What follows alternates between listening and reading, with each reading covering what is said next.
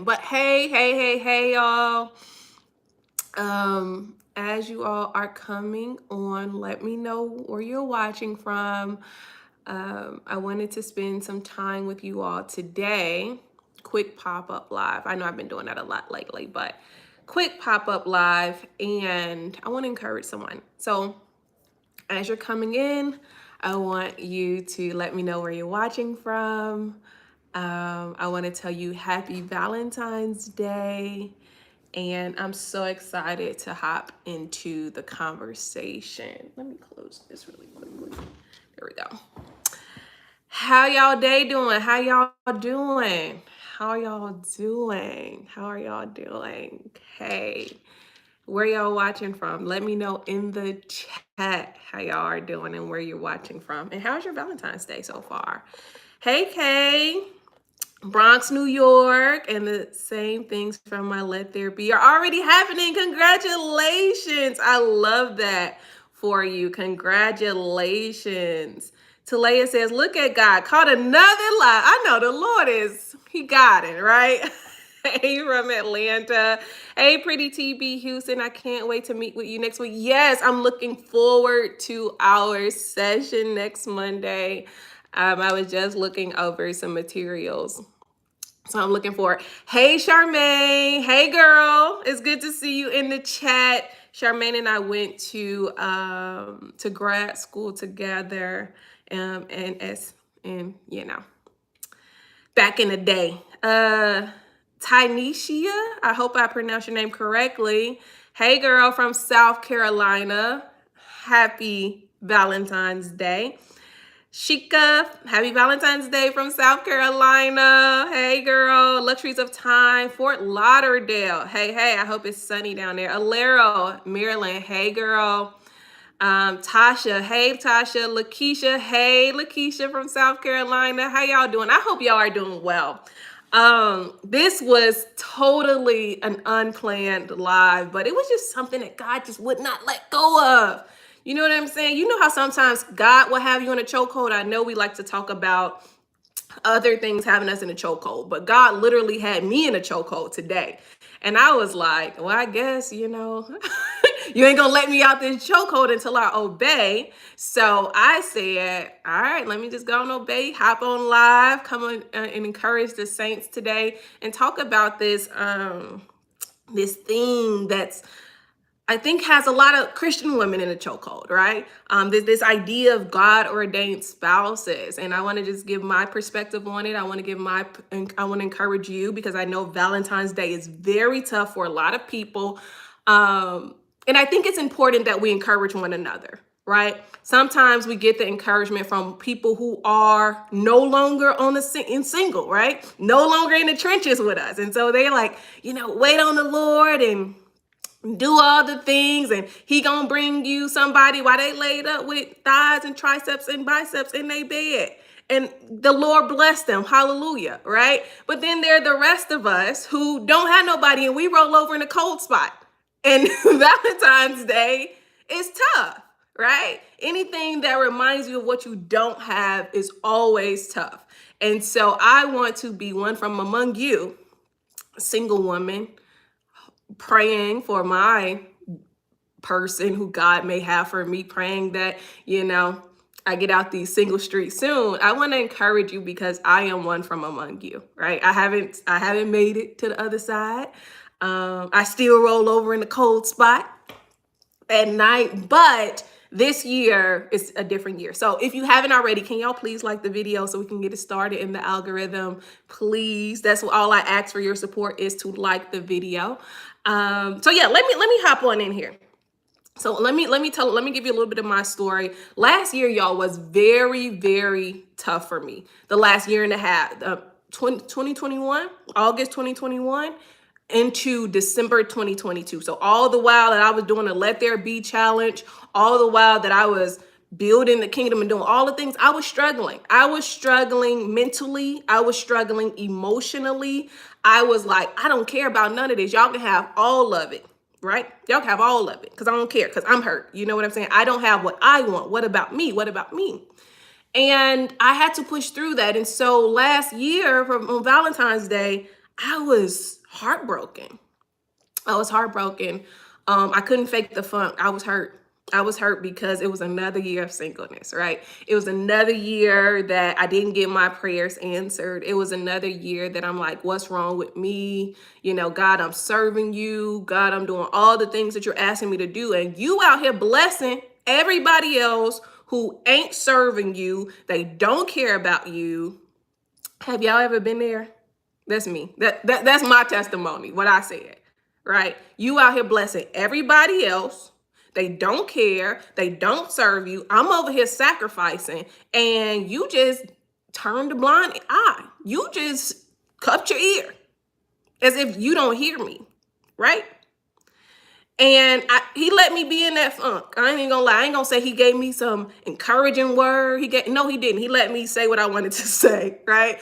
And that day I was just in tears for a majority of the day because I couldn't understand why. And I was hyper focused on it. And I didn't care about nobody who had love in their lives. I was a hater last year. Let me be clear and say I was hating on everybody who had a boo or a booette. I was hating on them, right? Uh, I was hating on them, y'all. I'm just gonna leave it right there. So now that I'm in this place this year, right? And let me be clear and say the whole 2022, I was heartbroken. The entire 2022, I was heartbroken. I had just what I believed that God had said that who my person was. That situation had just fallen through my hands in 2021. It didn't come to pass. It didn't come to full fruition, right? And you know how, you hang your hopes on something. You really believe that it's from God. You really believe it's going to work this time. So you all in, and then it don't happen, and you're like full of disappointment. That's what happened to me in 2021. So here I am, full of disappointment. Here I am, hurt, crying, spitting, and farting. I'm doing all the things. I'm upset. I'm reluctantly following God at this point because I'm like, I'm about to go to the street because I'm tired of this Christian walk. Y'all up here lying. Half of y'all up here compromised. I'm up here trying to walk it straight and narrow, and y'all got somebody and I don't. So maybe I don't need to walk the straight and narrow. Maybe I just need to go to the street, right? Because evidently the street is working. The streets are calling my name. That's how I felt last year. The streets are calling my name. So to now be out of that place, right? A year later, I was just saying this to God 2 days ago. I said, I thank you that I'm no longer heartbroken. I don't know when I do know when the heartbrokenness, that season of grief and my hateration, that season of disappointment, it passed in December. And it was just one day I woke up and the heaviness was gone. One day I woke up and it didn't hurt anymore. My heart didn't hurt. And I know a lot of people like to say, you can fast this season away. I don't believe that you can fast this season away, because if it would have worked, my fasting that I went on for 4 months that God told me to go on, it would have absolved the heartbreak. And it didn't. I still had another year of it, right? It was a season that I had to go through.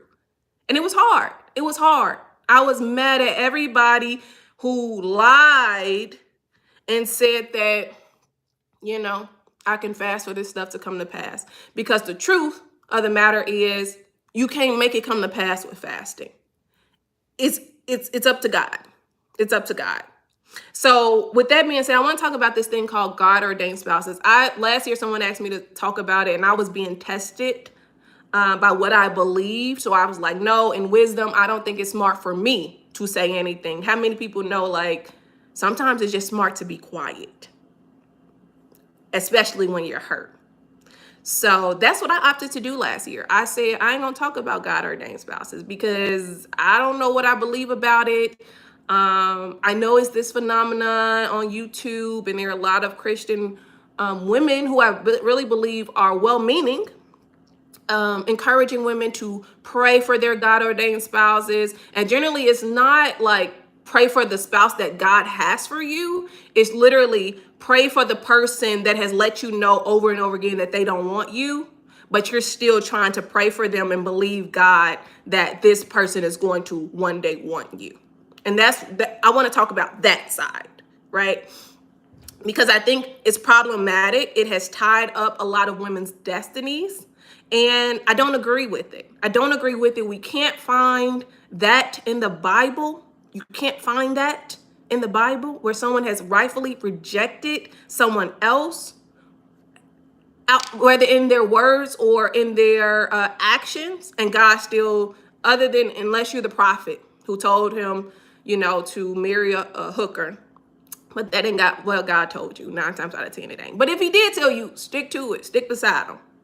But if he didn't, I want to have a more well-rounded conversation. I want you all to think today, right? Because now we have to think about this stuff. We have to start thinking about it, right? So when I would hear some of the women do some of their lives and teachings, right? Pray for that man. He's prideful, but God said, and I believe that God can tell you, hey, this is the person who is suitable for you, right? A suitable mate. This is the person who is suitable for you based on the destiny that I have. Okay, cool. I believe that. However, here is where it gets tricky. It gets tricky because that person has the free will to decide that they don't want you. They have the free will, right? And because they have the free will, they don't have to do it. When have we seen in scripture where God has violated someone's free will? You have the free will to opt out of anything that God tells you to do. It may not be what you want, but you have the free will to opt out of it.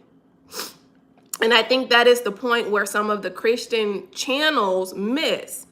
If someone has decided that they don't want you, you have to accept the fact that they have decided. They have free will to decide.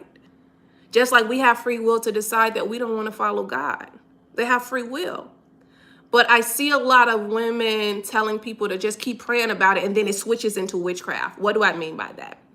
They start praying witchcraft prayers. And by witchcraft prayers, I mean prayers that you're trying to bend the will of the other person to want you. Oh, this person going to want me. God has told me that this person is going to be my spouse. God has told me that this person is going to marry me. And he may have. But once that person decided that they didn't want that narrative with you, it switches. It changes.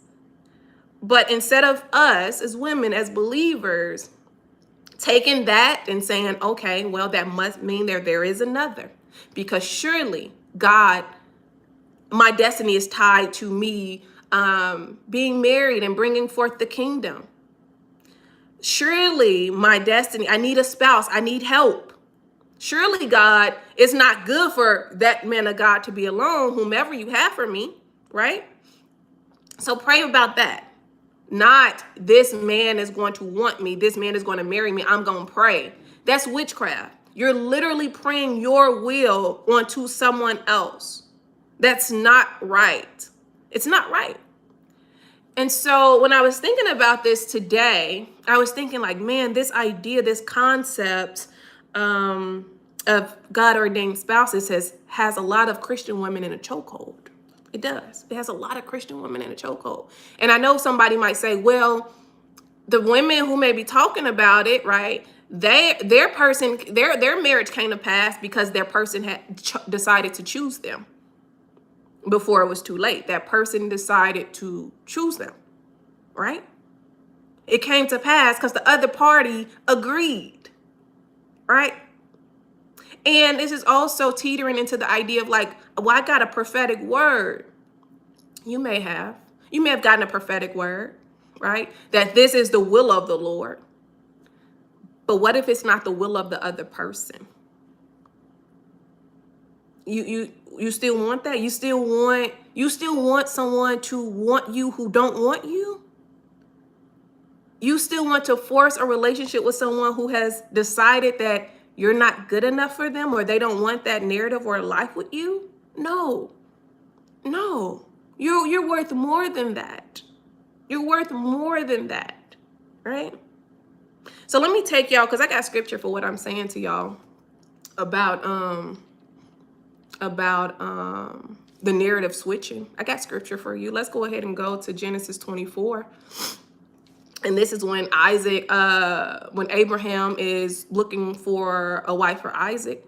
Let me show you in the scripture right? So Genesis 24, what version I'm reading in the NIV. Abraham was very old, and the Lord had blessed him in every way. He said to the senior servant in his household, the one in charge of all that he had, put your hand under my thigh. So in the Old Testament, when they were putting hands under the thigh, that was a symbol, that was symbolic of them cutting a covenant, right? They're putting the hand under the thigh to symbolize that this is a covenant. Thank you, Dr. Tiff. Thank you so much. Let's keep going. He says, I want you to swear by the Lord, the God of heaven and the God of earth, that you would not get a wife for my son from the daughters of the Canaanites among whom I am living, but will go to my country and my own relatives and get a wife for my son Isaac. Verse 5, the servant asked him, what if the woman is unwilling to come back with me to this land? Shall I then take your son back to the country you came from? Abraham says, make sure that you do not take my son back there.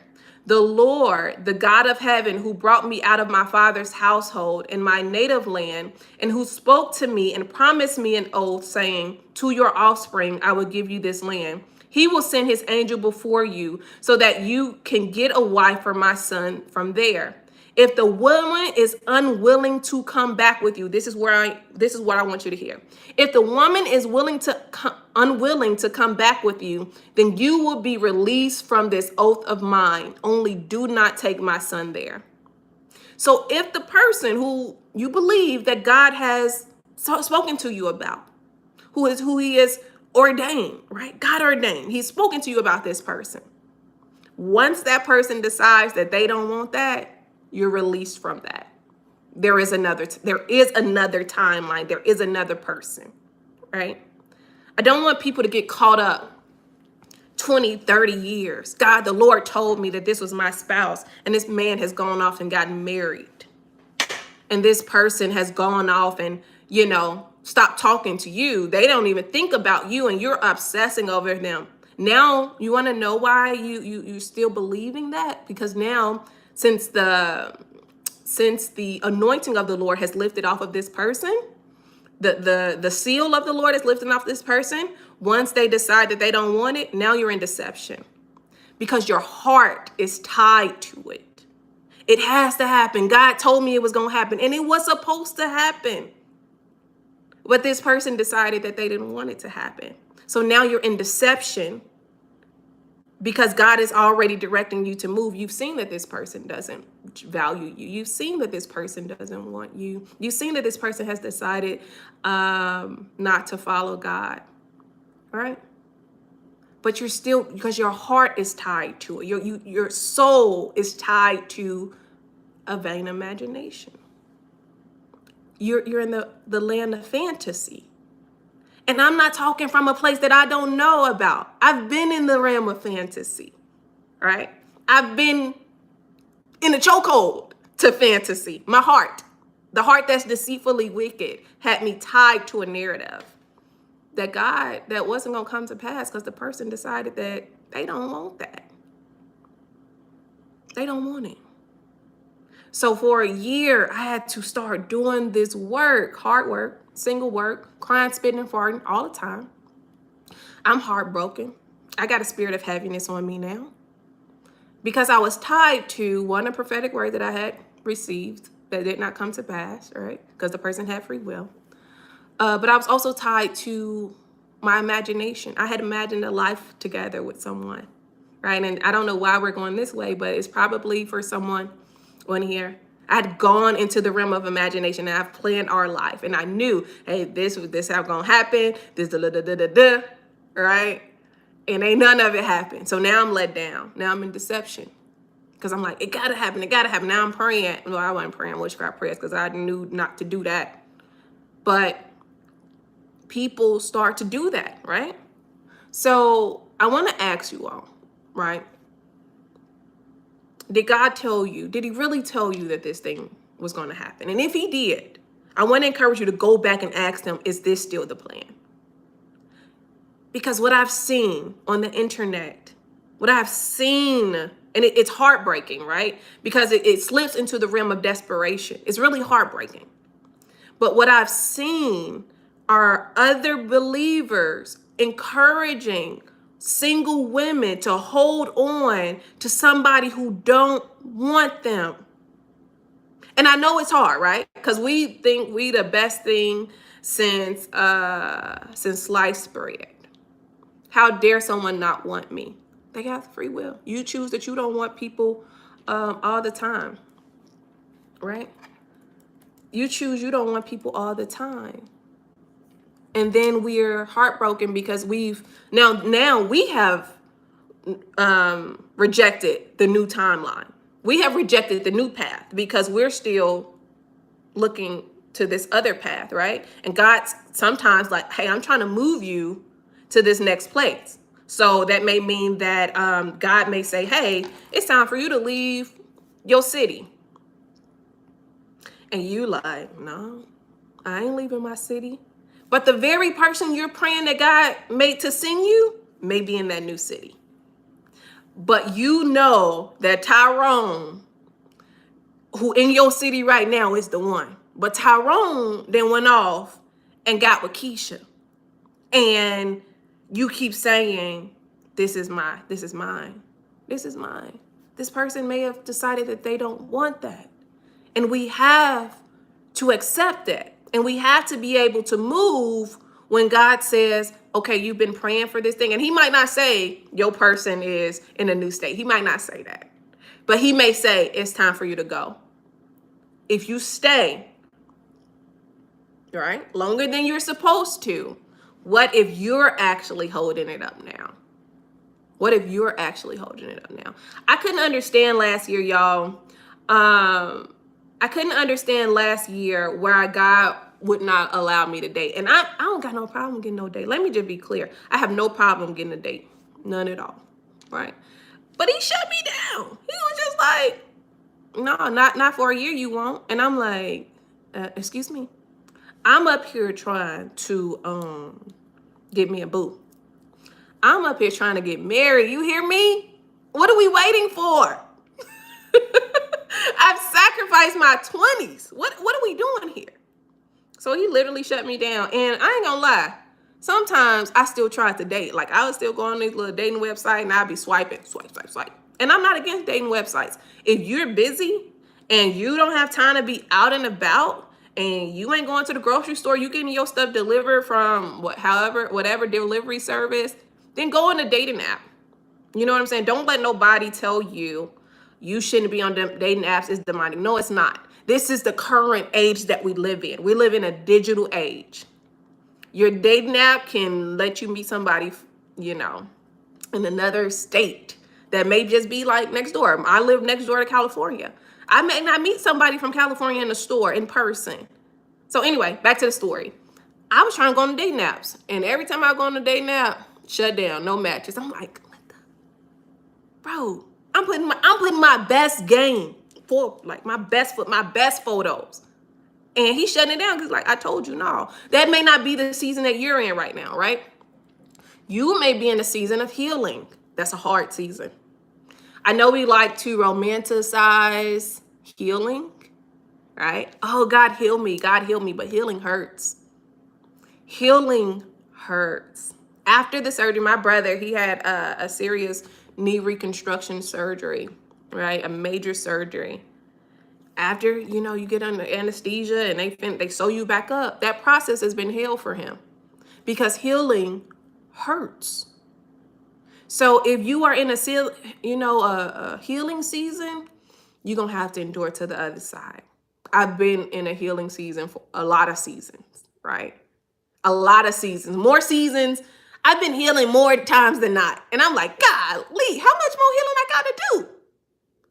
Every level is going to require something different of you, right? So that means that God may have to do some type of open heart surgery on you. That's what he did for me in the last year and a half, open heart surgery. I felt everything. I was crying about everything. It wasn't cute. I was tired of crying. I was tired of me. I know he was tired of me. I was tired of me, right? But healing hurts. So if you're in the season of healing, Go through it now. Do not try to jump out of that season. Don't try to say, oh, I'm done, and get off the table, because you may not be off the table. And then you get off the table prematurely, and now you still messed up. The surgery wasn't done. And now you got to go back under surgery, and now you in like an extended season of healing. Go through it the first time. It's going to hurt. You're going to hate it. It's going to be ghetto. I want to be honest with you about that, because I know we like to say, oh, it was the best decision I made. Yeah, after the fact, it's the best decision you made. But when you're going through it, it don't feel like the best decision that you made. The best decision generally feels like no pain at all. It feels like that. But sometimes it's not that, because that's not it. So if you are currently in the season of, okay, maybe I just got out of a relationship, right? And God, and now you're disappointed, and now you're hurt, and God is showing you. That's a hard season. I've been through that a lot. Go through that level of that season right now. Because once you go to another level, there will be another revealing, there will be another surgery, there will be another thing. Do not short circuit this season. Cry if you want to. Get into a trusted community if you need to. No shade. None at all. You're going to learn a lot about yourself in healing. Stuff that you didn't even know that you were capable of. Stuff that was waiting. Let me talk to y'all about curses. I don't know why I'm there, but I'm there. Okay. There's a such thing as time-released curses. That means that there are certain things that may be dormant in your life that spiritually there is a time for it to be released.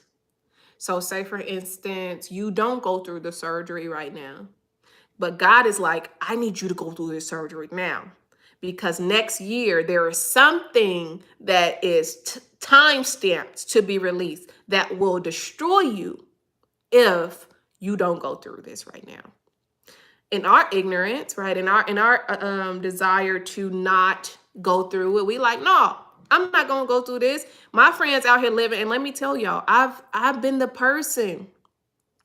I've been the person who has said, no, my friends ain't going through this. They out here busting it wide open. I've been that person. I've been that person, right? And he's like, absolutely not. You're going to stay on this table. You're going to feel this pain, because when you feel the pain, you know what not to do anymore. Just like a child. I don't have children, but just like a child, when their parents like, don't touch that stove, it's hot.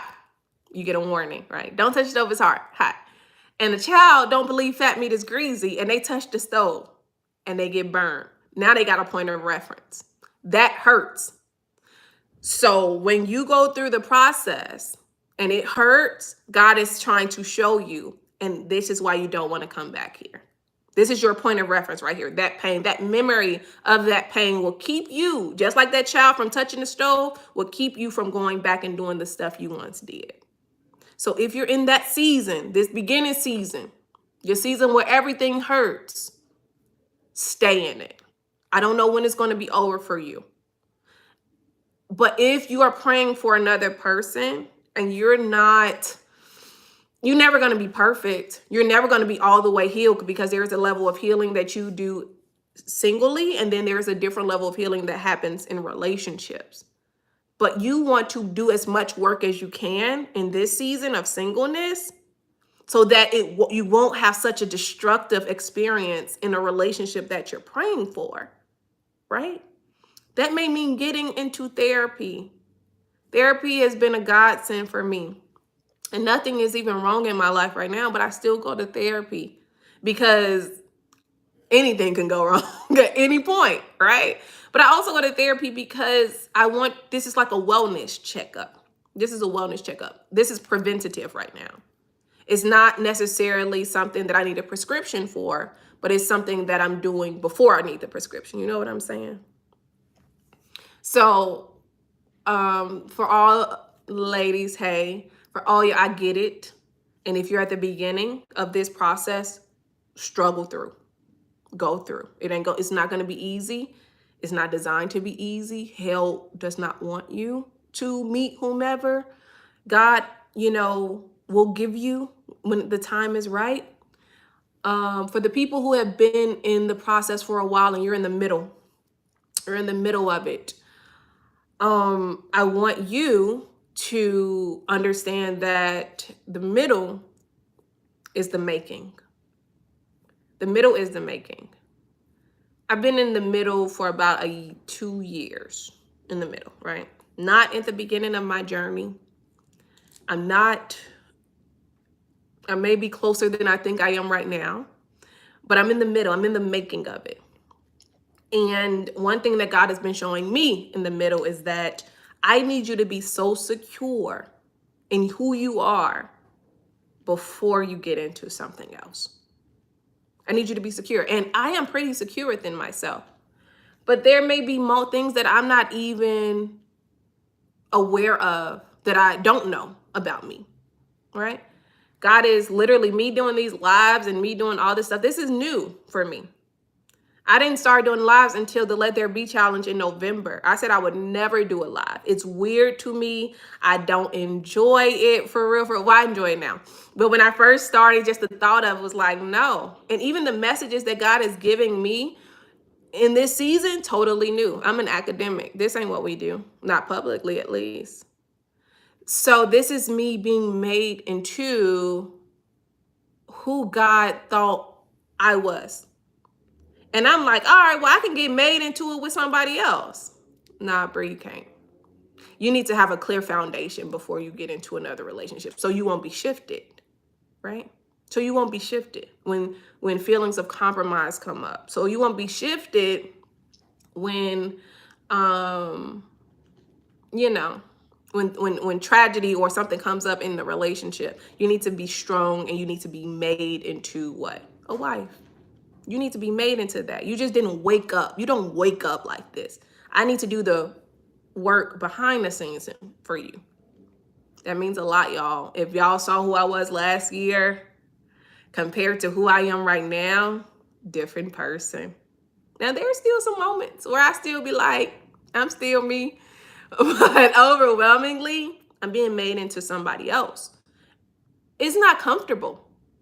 Being at the beginning isn't comfortable. Being in the middle isn't comfortable because now I'm having to feel around and try to discover who am I on this level because I've gone to a new level. Who am I on this level? And if you haven't already noticed, I'm talking about singleness at this point. Who am I on this level?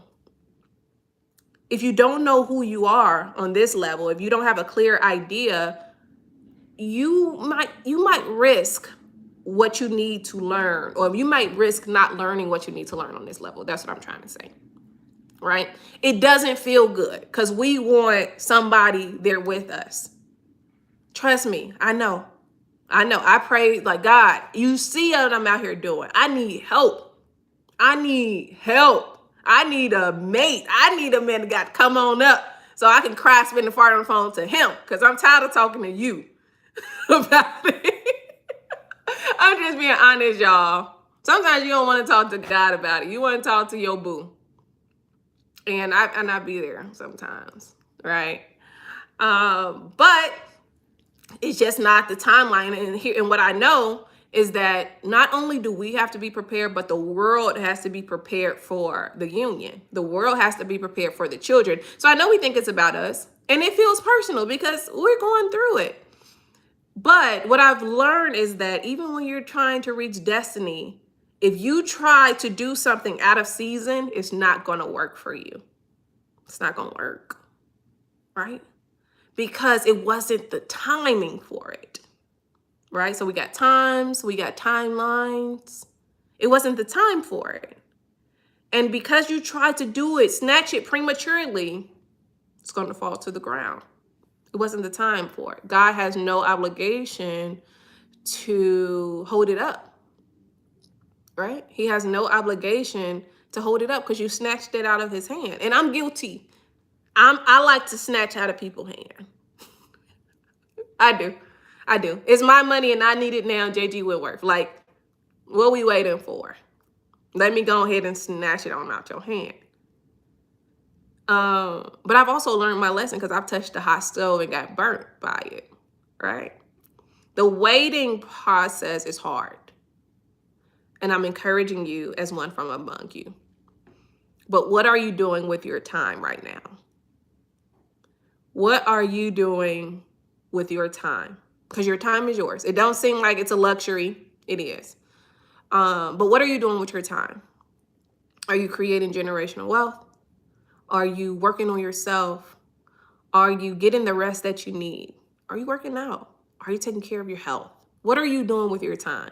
Or are you just complaining and saying, I'll do it when I get somebody else? Are you traveling? Y'all, last year I traveled 11 of the 12 months, and I would have traveled in December, but my flight got canceled during the whole airline debacle.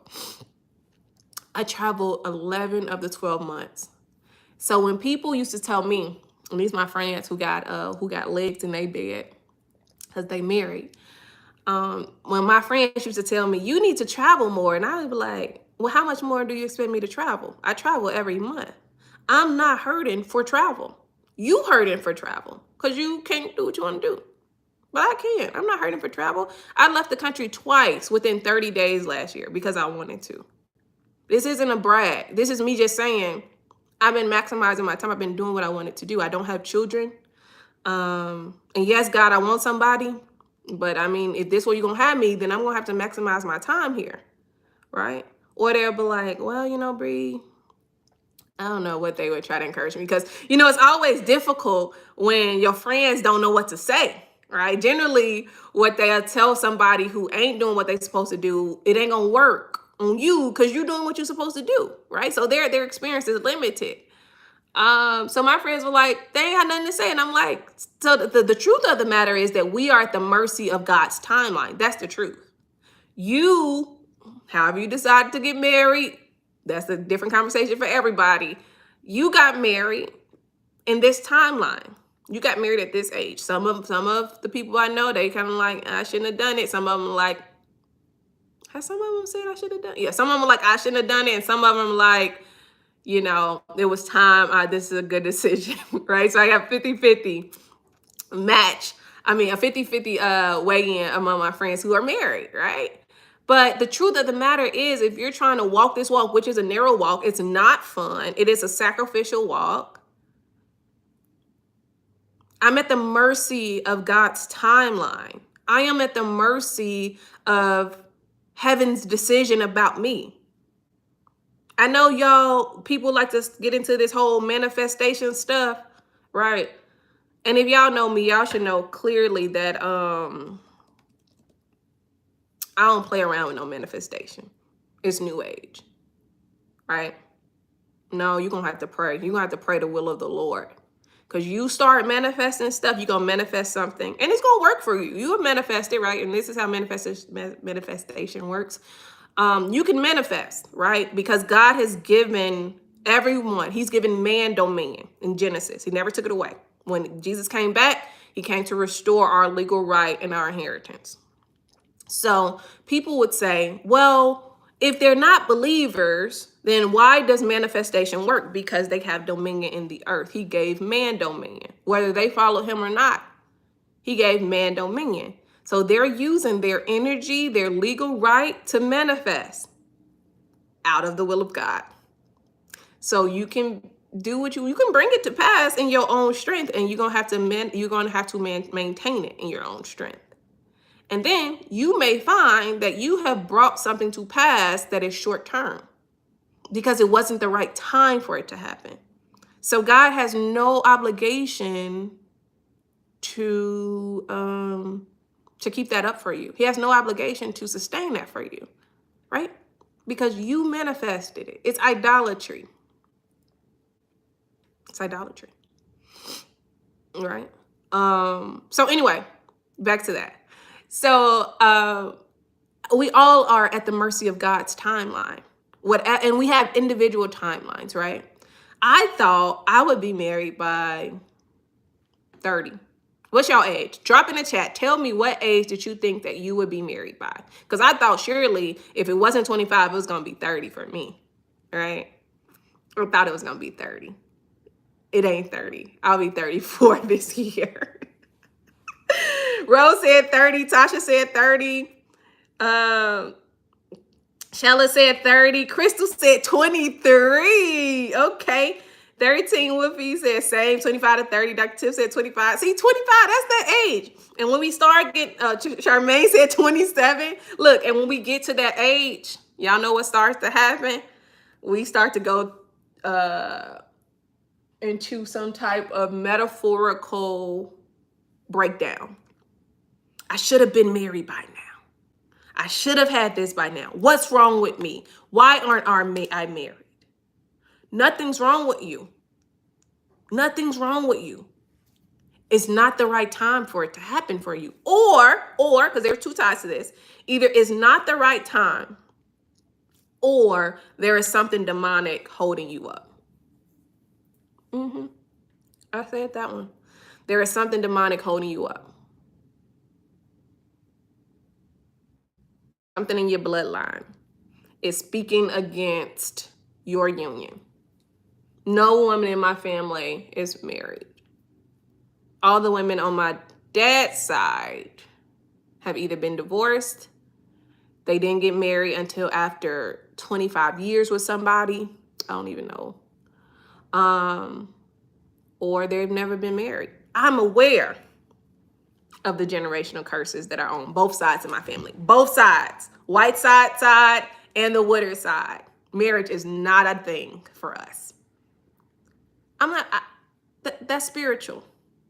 You can do all the things that you know to do, and there's some type of covenant you got to break spiritually. Somebody may have cut something with hell. I know we don't like to talk about this, but sometimes people have cut covenants with hell, and if y'all don't know that there is scripture that says that he will visit the iniquities to the third and fourth generations. Are there 3 and 4 generations of women unmarried in your family? Is there something plaguing? Is there something? Because sometimes it's spiritual. Sometimes it's God decision. Sometimes it's spiritual. And then sometimes it's us, right? So we have to take inventory of all the things. All the things. Because why would hell want you to get married? Why would hell want you to get married? This ain't just, oh, I want somebody. No, you affect the kingdom. There's legacy through your pregnancy. If you want to stop a lineage, you bring them with barrenness or unmarried, inability to be married, right? It's ugly. I know we don't like to think that this stuff is spiritual, and 9 times out of 10, it's spiritual. It ain't you. It's nothing wrong with you. This is what I want you to understand. You're good enough. You've done the work. If you've done the work, right? You're smart enough. You're all the things. You're a great catch. And if you're all these things and you're a great catch, which I believe you are, because I believe I am, there has to be something spiritual that you don't know. My people perish for the lack of knowledge. What don't you know? What is stopping you? What is stopping what you're supposed to have? What is causing delay in your life? Something is causing delay. And I'm aggressive when I figure out I don't know something and something is being used against me. No, what don't you know? What is it? Right? And if you don't think knowledge is important, there's that scripture that says, through knowledge are the just delivered. Through knowledge, not through praying and fasting. Through what you know. What do you know and what don't you know? What you don't know is binding you. What you do know will loose you. What don't you know? That is sometimes what we have to go through and the process of. What am I missing here? And a lot of times we just like to sow seeds, run around a church, listen to people lie and say, I heard the Lord say, you're going to get married this year and you still unmarried next year. It was a lie. It was emotionalism. It was sensationalism. And they were wrong. They were wrong. Y'all, marriage was God's idea. Marriage was God's idea, right? Marriage is how the kingdom progresses. Right? Yeah, singleness is great for all the people. And the people who don't want to be married, they know who they are. I'm not talking to y'all. This is for the women who are struggling today, who's struggling with lovelessness in their life, who's struggling with the idea, why is everyone else getting married but me? 3 industries in the world, even in the church, make a lot of money. Industries that talk about money, industries that talk about marriage or relationships, and industries that talk about health. These are trillion-dollar companies, billion-dollar companies, right? These are money-making industries. So if you who are desiring to be married, if you who are desiring to have someone, you're in a state of pain, right? You're thinking like, anything, I'll do anything. And you may go to church and they may give you a prophecy and say, by this time next year, these things don't happen, and it don't happen. And you're excited. You sow your seed. I heard the Lord say, sow a seed, a $500 seed, and by this time you'll be married. I just want y'all to find that in the scripture. Like, I just want y'all to find it. If y'all find it, shoot me an email and let me know I'm wrong. And then I will apologize openly. Sow a financial seed and it will get you out of the potential consequence of not being married. It's not there.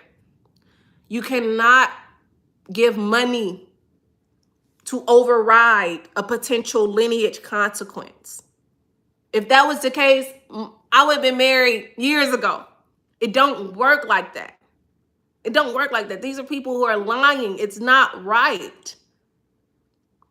It's not right. It's sensationalism. It's wrong, right?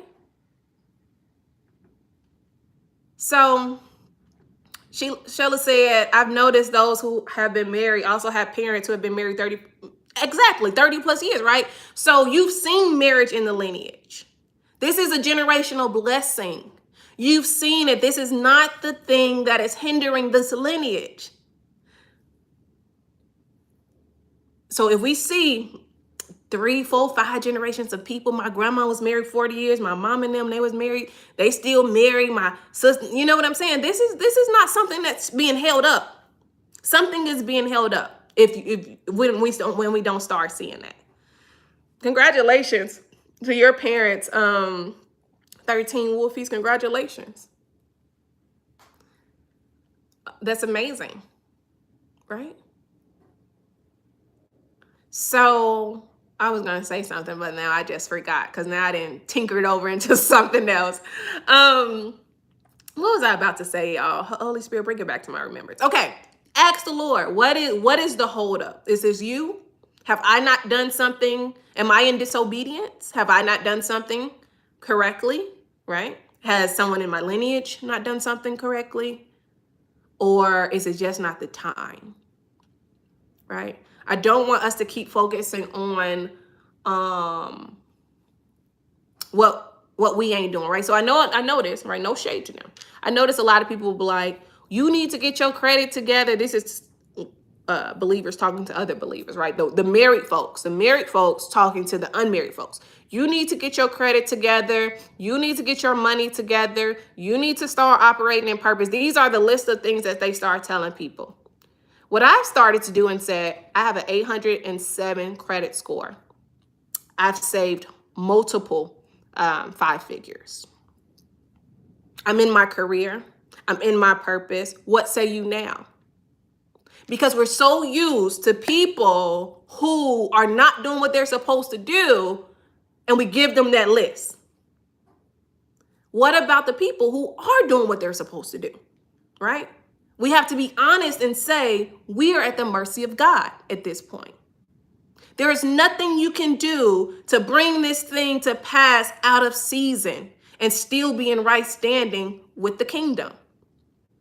Nothing you can do. So I think we got to stop lying, because it's not true, and it's hurting a lot of women. It's hurting more women than it's not.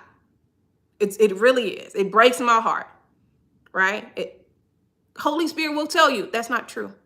If you are at a place to listen, though, you got to be at a place to listen. You got to be in a place of listening and say, Look at my hair, y'all, getting all big because it's raining outside.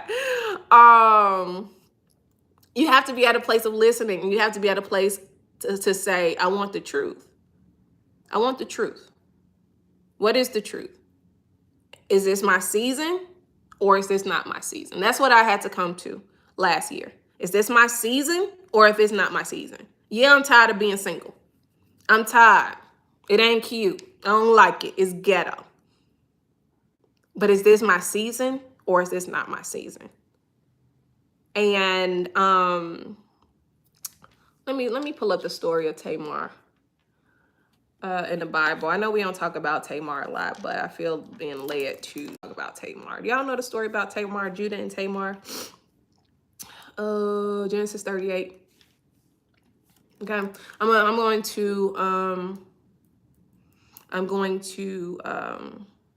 to summarize this real quick.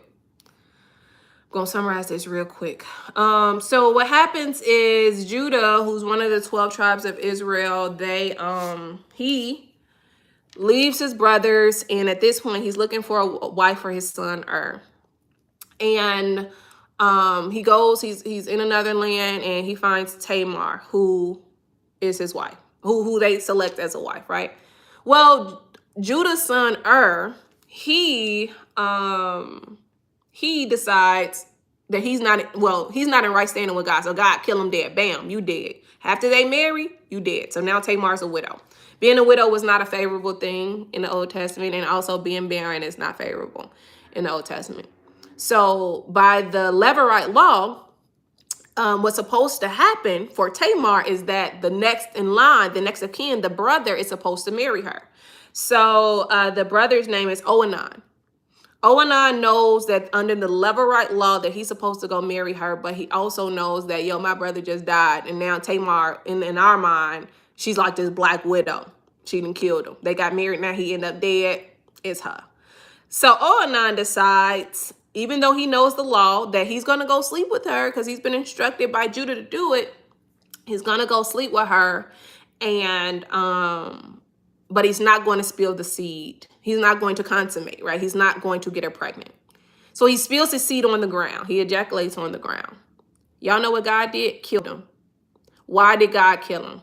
And he leaves this lineage, right? I mean, he leaves this story. Why did God kill him? Because it was prophesied that Jesus was supposed to come through the lineage of Judah in a couple chapters later. It was already prophesied. So even though the prophecy hit the earth later, it was already decided in heaven. So when Onan decided, okay, I don't want to do this, God kills him. Now, I'm not saying that God's going to kill the person who you might have believed was your spouse, but he will leave that story of your life. He will exit that story. That person who decided that they may not want to deal with you and be with you, they're no longer part of your narrative. So just as God removed Onan for deciding not to agree with whatever he was supposed to agree with, God will remove that person that you're believing for, and your narrative will keep going. And you will find somebody, or God will give you someone. Let me do a keyword search real quick for something. I'm sorry, I'm looking up something. I want to look up a definition of a word, y'all. And she did get the last laugh, y'all. And I taught a study on Tamar to a women's group last week, and it was really good. It was the first time I actually studied Tamar, right? And she was in right standing. She was in right standing. His sons were not in right standing. But where is it? Is it in Matthew? Let me see. Let me see what that means. Anyway, back to what I was saying, but y'all listen, there's nothing wrong with you. There may be things. Oh, there we go. Daughter, you are a daughter of God. You are the daughter of the King of Kings and the Lord of Lords. And God will not subject you to anything less than his desired best for you, for your calling, for your destiny, for your life. And I was looking up daughter. I was trying to figure out what's the definition of daughter, and it means acceptable to God. rejoicing in God's peculiar care and protection. I know sometimes we think something's wrong with us, but what if God is protecting you from something you don't know? Protecting you, and you think, what's wrong with me? And he's like, nothing, you're acceptable to me. You are my daughter, right?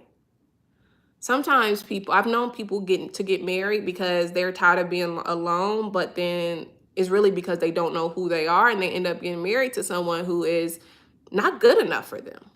And this is not to be bold, braggadocious, or to say that they, the cream of the crop, but this person just wasn't good. It wasn't good. The standard, they've lowered their standards. I've been one to try to lower my standard too. And you know what God would do? Shrivel it up. It wouldn't last 6 months. Shrivel it up. It's dead. Dead on arrival. It's done. Right? And they've not known who they were. Your identity, all the blessings that you want and you need and you desire come from your identity. Your decision making has to come from your identity. Who you are, how you move throughout the world. That's why when I move throughout the world, y'all, I'm really grateful to God. The journey has been hard for me, right? But no one can say that they made me. Not a person. No one can say, I put Brianna on. Nobody put me on. If y'all have been following me on Instagram, if you're not, follow me, The Book of Brianna. Y'all know no one put me on.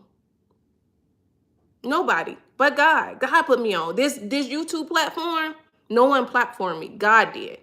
So if I say something that people don't like, which I did yesterday, and they just unfollowed me, but no one can take my platform away from me because I've done the internal work, the identity work.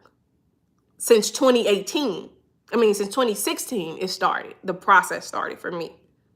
So anytime y'all see me walking around or doing me, I know who I am. And I also know who I'm not.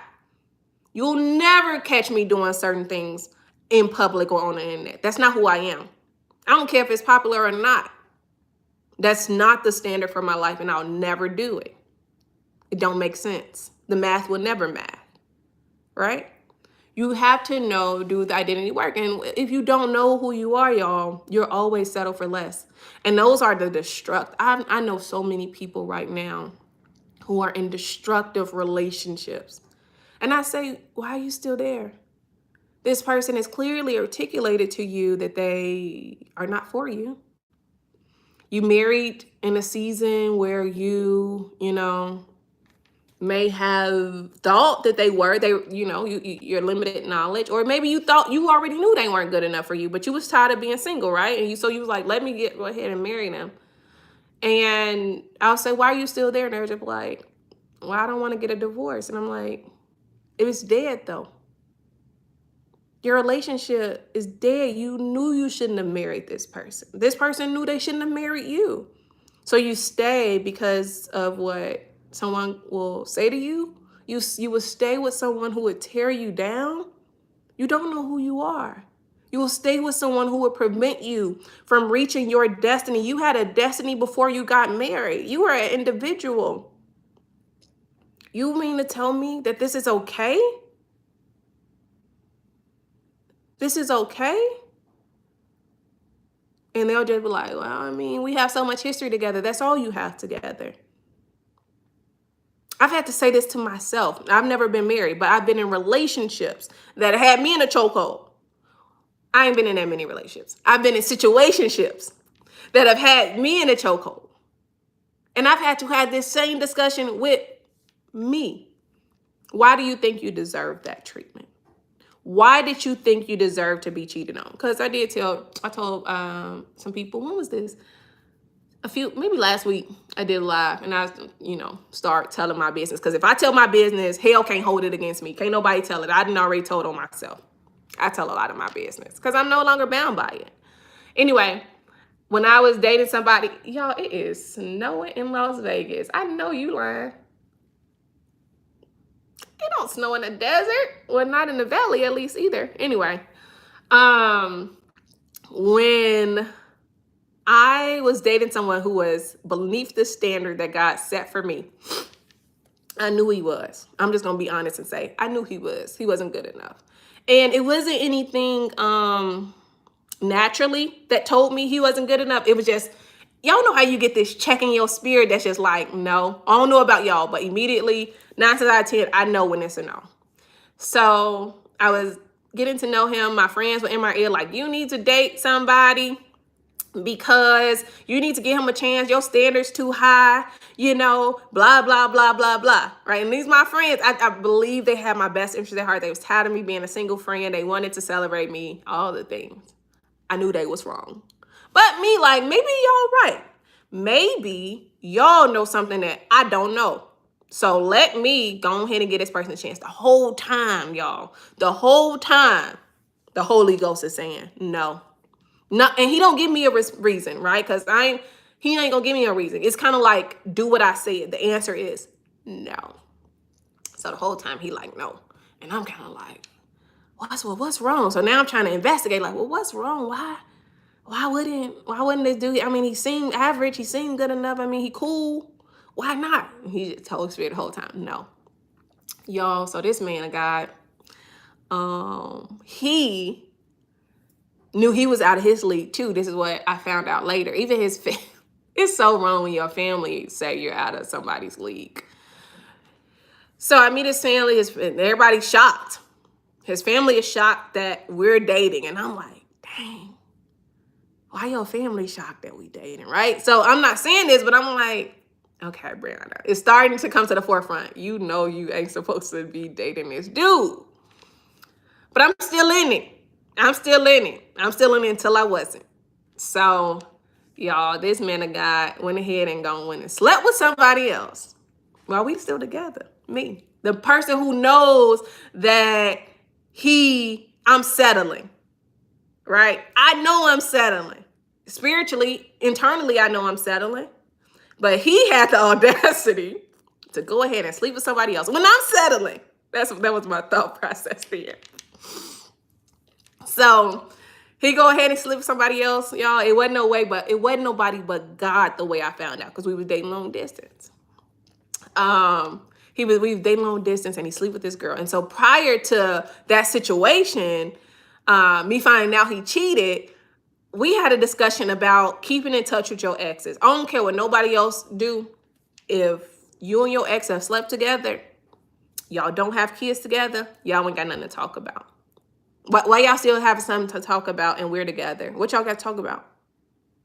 What I know is that it's an open door. You and I get into it. Say, for instance, me and a dude get into it, he can always go talk to that ex. And because they had a soul tie, because they slept together, they already have memories and things like that he and I would never have. Y'all are still tied. So I said that. I'm not afraid to tell people like where I stand with exes.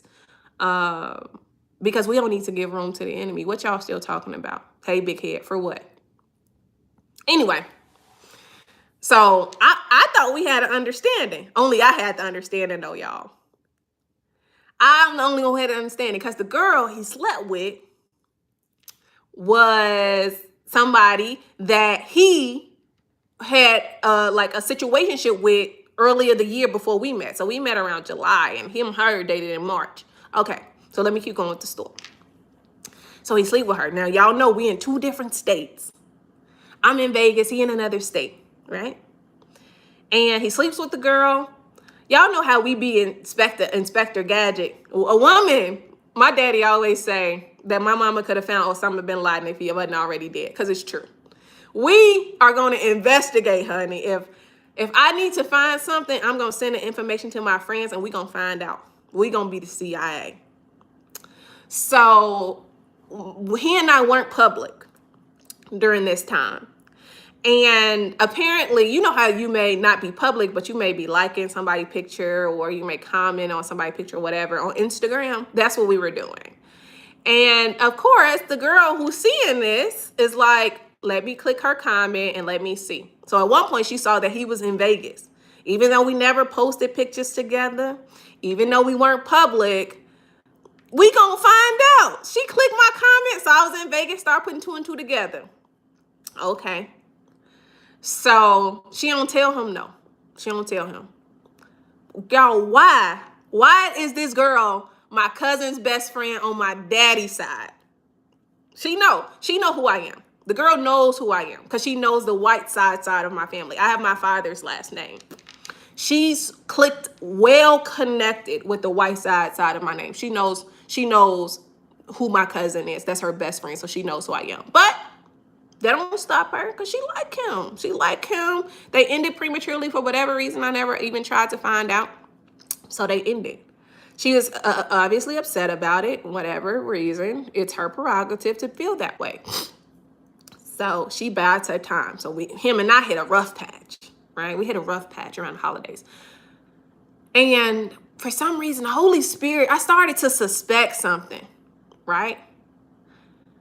I started to suspect something because around the holidays, I randomly was just like in a conversation, I don't know if you would cheat on me or not. Now at the time he hadn't physically cheated, but he was emotionally cheating. He was telling the girl that we weren't together. Now we were struggling, right? But I was just told him like randomly, I don't know if you would cheat on me or not. And of course, you're like, Bree, you tripping. We going through something, blah, blah, blah. You know how it go. So, all right, cool. I don't have no evidence. I don't have evidence. I don't have proof. Maybe it's me. I could be tripping, right? So, this was December. I think that was the Lord telling him, warning him, hey, don't do what you finna do within the next few months. Don't do what you finna do within the next few months. I think that was a warning for him. He didn't heed it. So he's doing the emotional cheating. A few months later, they sleep together.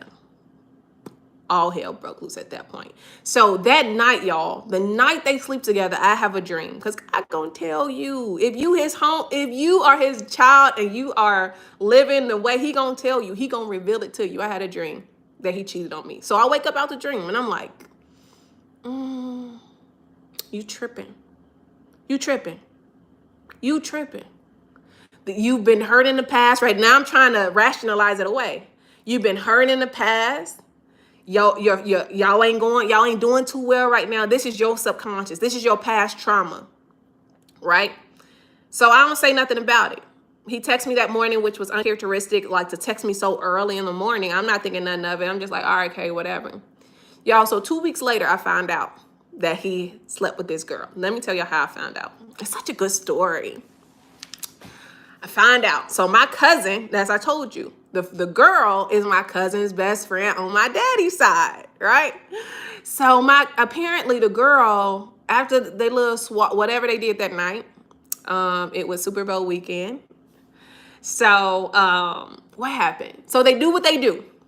And according to the girl, because I did talk to her, not to like beef with her, I just wanted to know what's your side of the story. So that when I bring these receipts to the man of God, it ain't even nothing else to talk about.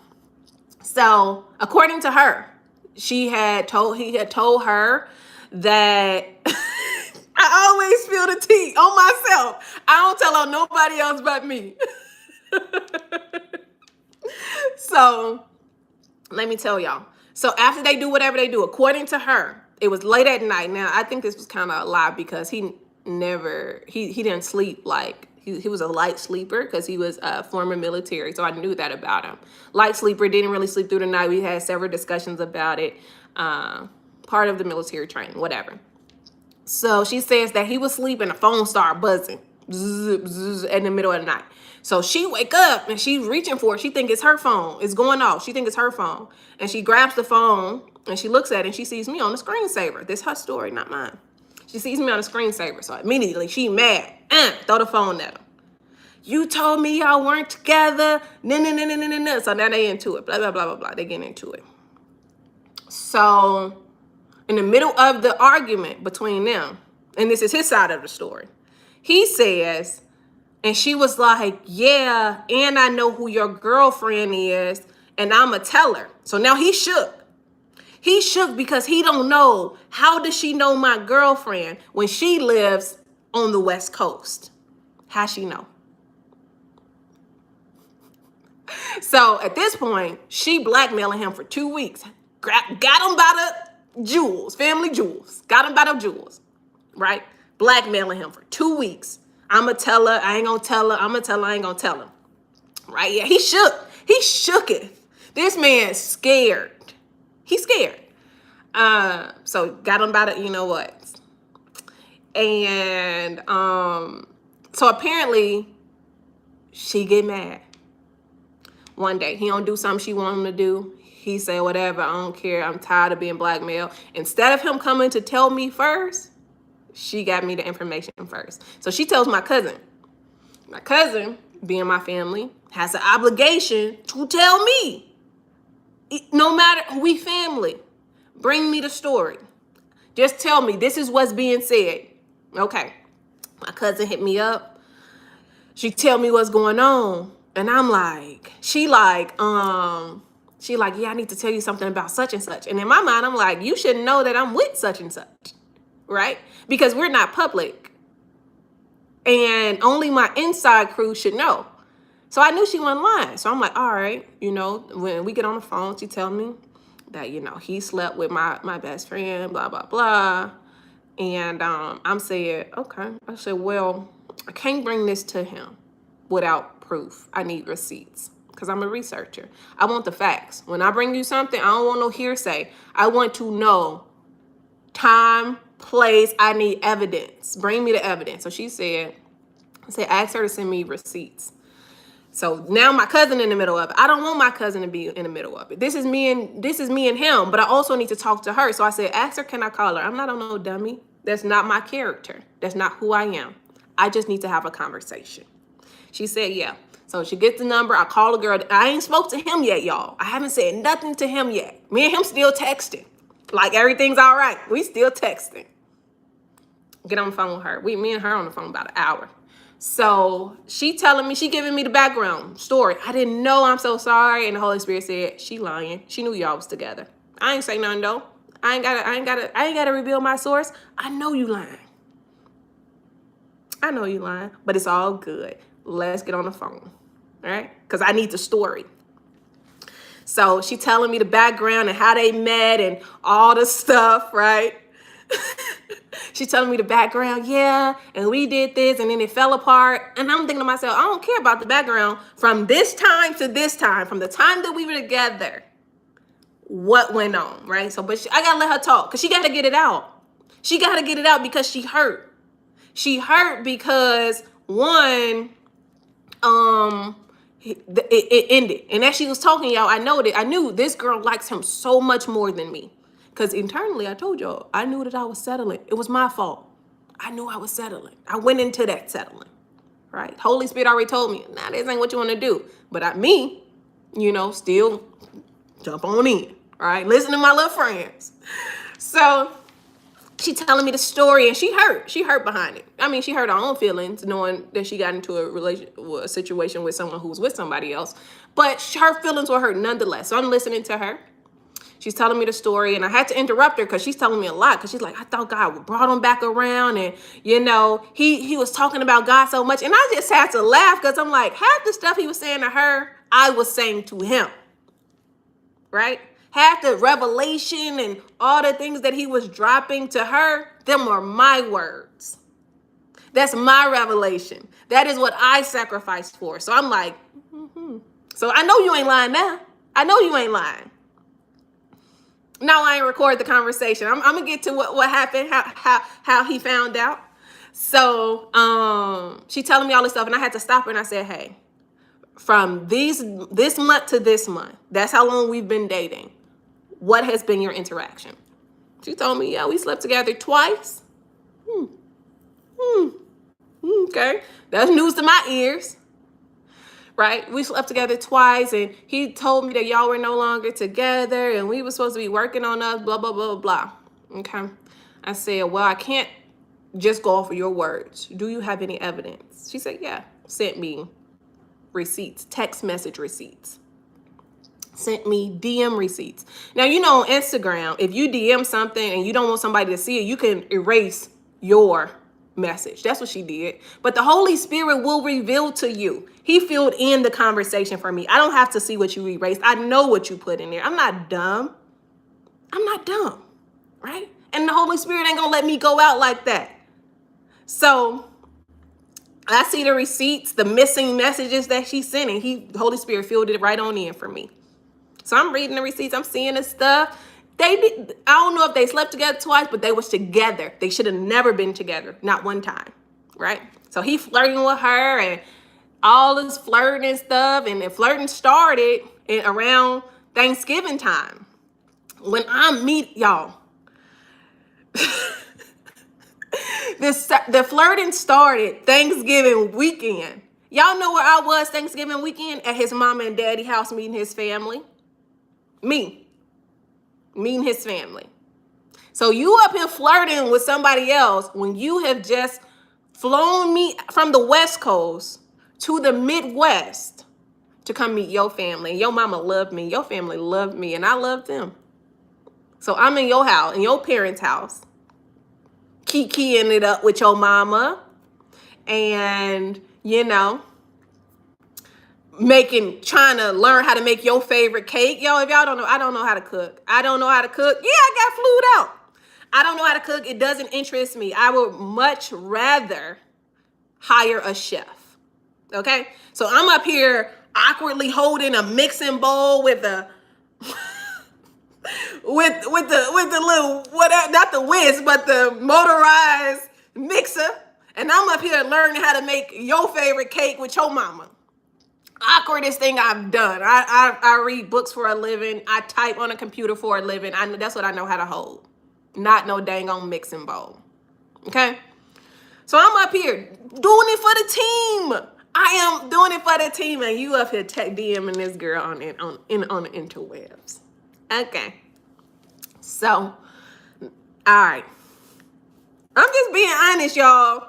Because I don't misrepresent my brand. I tell people who I am so you'll never have to guess. If you're looking for a woman who know how to throw it out in the kitchen, I'm not your girl. If you're looking for someone to know how to grow your money, that can raise God-fearing children, and that will cover you in prayer and could be your business partner, I'm her. I can't throw down. It doesn't interest me. It will never interest me. I didn't get that gene. Now, there are women who in my family who can do that. They're not career women, though. This is what their grace is. I didn't get that. I got the other gifts. So I tell people who I am ahead of time. Anyway, so y'all, the receipt showed me that they had started talking at that time. Okay. So it was that time they started talking. In December, I said, I don't know if you would cheat on me or not, which was a warning. And in February, they sleep together. Okay. So remember the timeline. So I get off the phone with this girl because I couldn't take no more. Like, I couldn't take no more. I wasn't even mad at her, but she was just her pain was just so evident, and I just didn't feel sorry for her, right? I didn't feel sorry for her. Her pain was evident. I hated that it happened to her, but you knew, you did that. You did that. You did, right? You made a decision. I ain't mad at you, but I just didn't feel sorry for her. So tell her thank you so much for this information. I'm so sorry that we had to meet under these circumstances. But I'm gonna go ahead and go. I'm gonna head on out, right? Get off the phone with this woman. I'm courteous. I'm not a disrespectful woman. And my beef ain't with you, even though I know you knew. My beef is with that person. So y'all, okay. So mind you, me and him still texting while I'm talking on the phone with her, right? He doesn't even know that anything is wrong. I'm on the phone with her and we still texting, right? Ain't nothing going on. I get off the phone with her. My next message to him was, who is insert girl's name and what do you got to tell me about her?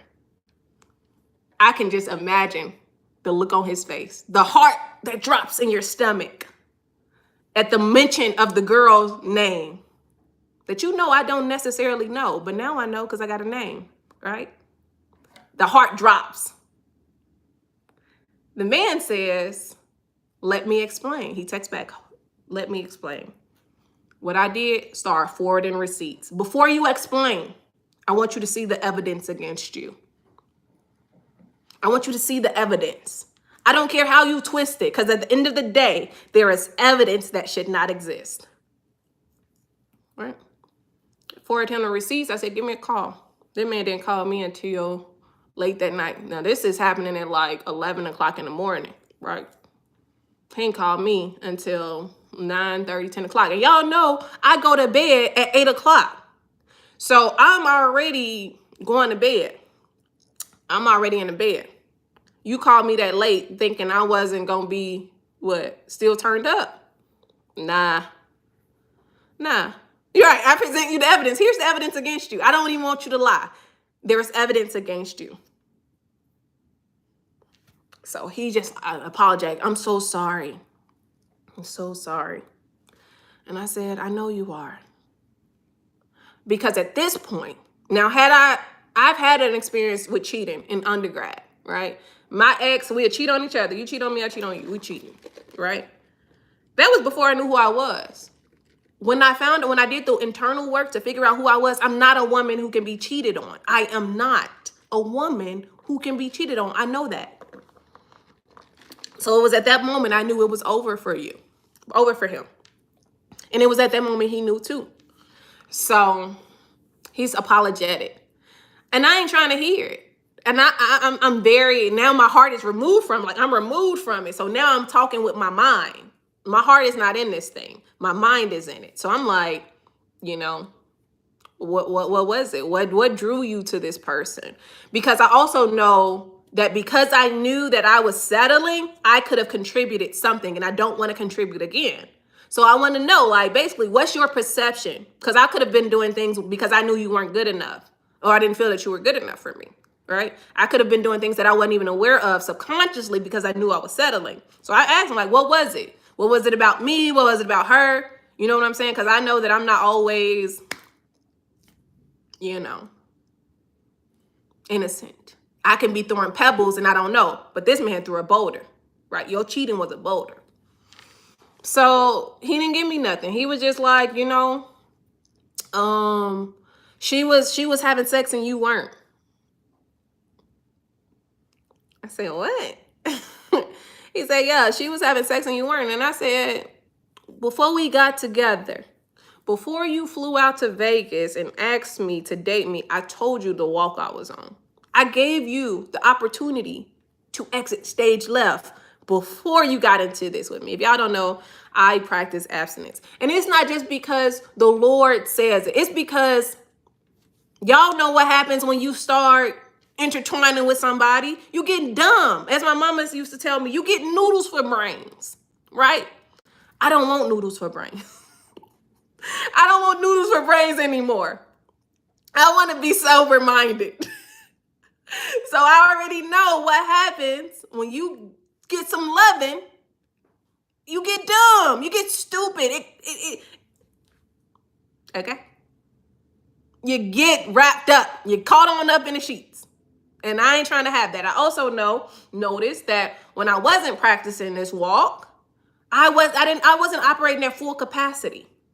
Right? I didn't have all my strength. So when people follow me and see me on social media and all this stuff, I say I operate because I have all my strength. I'm not giving my strength to anybody. I have all my strength. That's why I'm able to move throughout things like I am. I'm not tied up. So anyway, so I always give people an opportunity. I know, this ain't a walk for everybody. And it's hard. It's a hard walk for me too. I think women should just stop lying and saying oh, it's so easy. It's not. Especially when you start dating somebody that you really like. It's not. It ain't easy. No one really wants to do it. No one really wants to do it, but it's the right thing to do. If this is your moral conviction, this is the right thing to do, right? So I always give people I always tell people ahead of time, hey, this is my walk. I want to give you the opportunity to choose. It's generally, I tell them on the first date. I know some people, there are discussions when do you tell them? I tell them on the first date. And I also say, do you want to go Dutch after this? I want to be clear about this, right? I'm not afraid if you say, Bray, this ain't for me. I'm like, okay, thank you so much for your honesty. Thank you so much. It's going to suck if I really like you, but I'm like, thank you so much. Because you're not wasting my time and I'm not wasting yours. I've had people tell me, you're everything I want. You're everything I want. But I'm just not going to wait for you to have, to get wrapped up in the sheets to make love. I'm not going to wait for you to do that. And I said, thank you so much. Because this standard is not a standard I set for me. It's is not a standard that I set for me. It's a standard that God set. Who am I to be like, well, I mean, well, I'm almost, no, that means I'm not everything you want. I'm almost everything you want. And people have passed up on me as a result. And guess what? Where they at now? In my DMs, texting me, I'm sorry. You can get sex from anywhere. You will not find a quality person anywhere, though. We're far. We're rare, right? We're rare.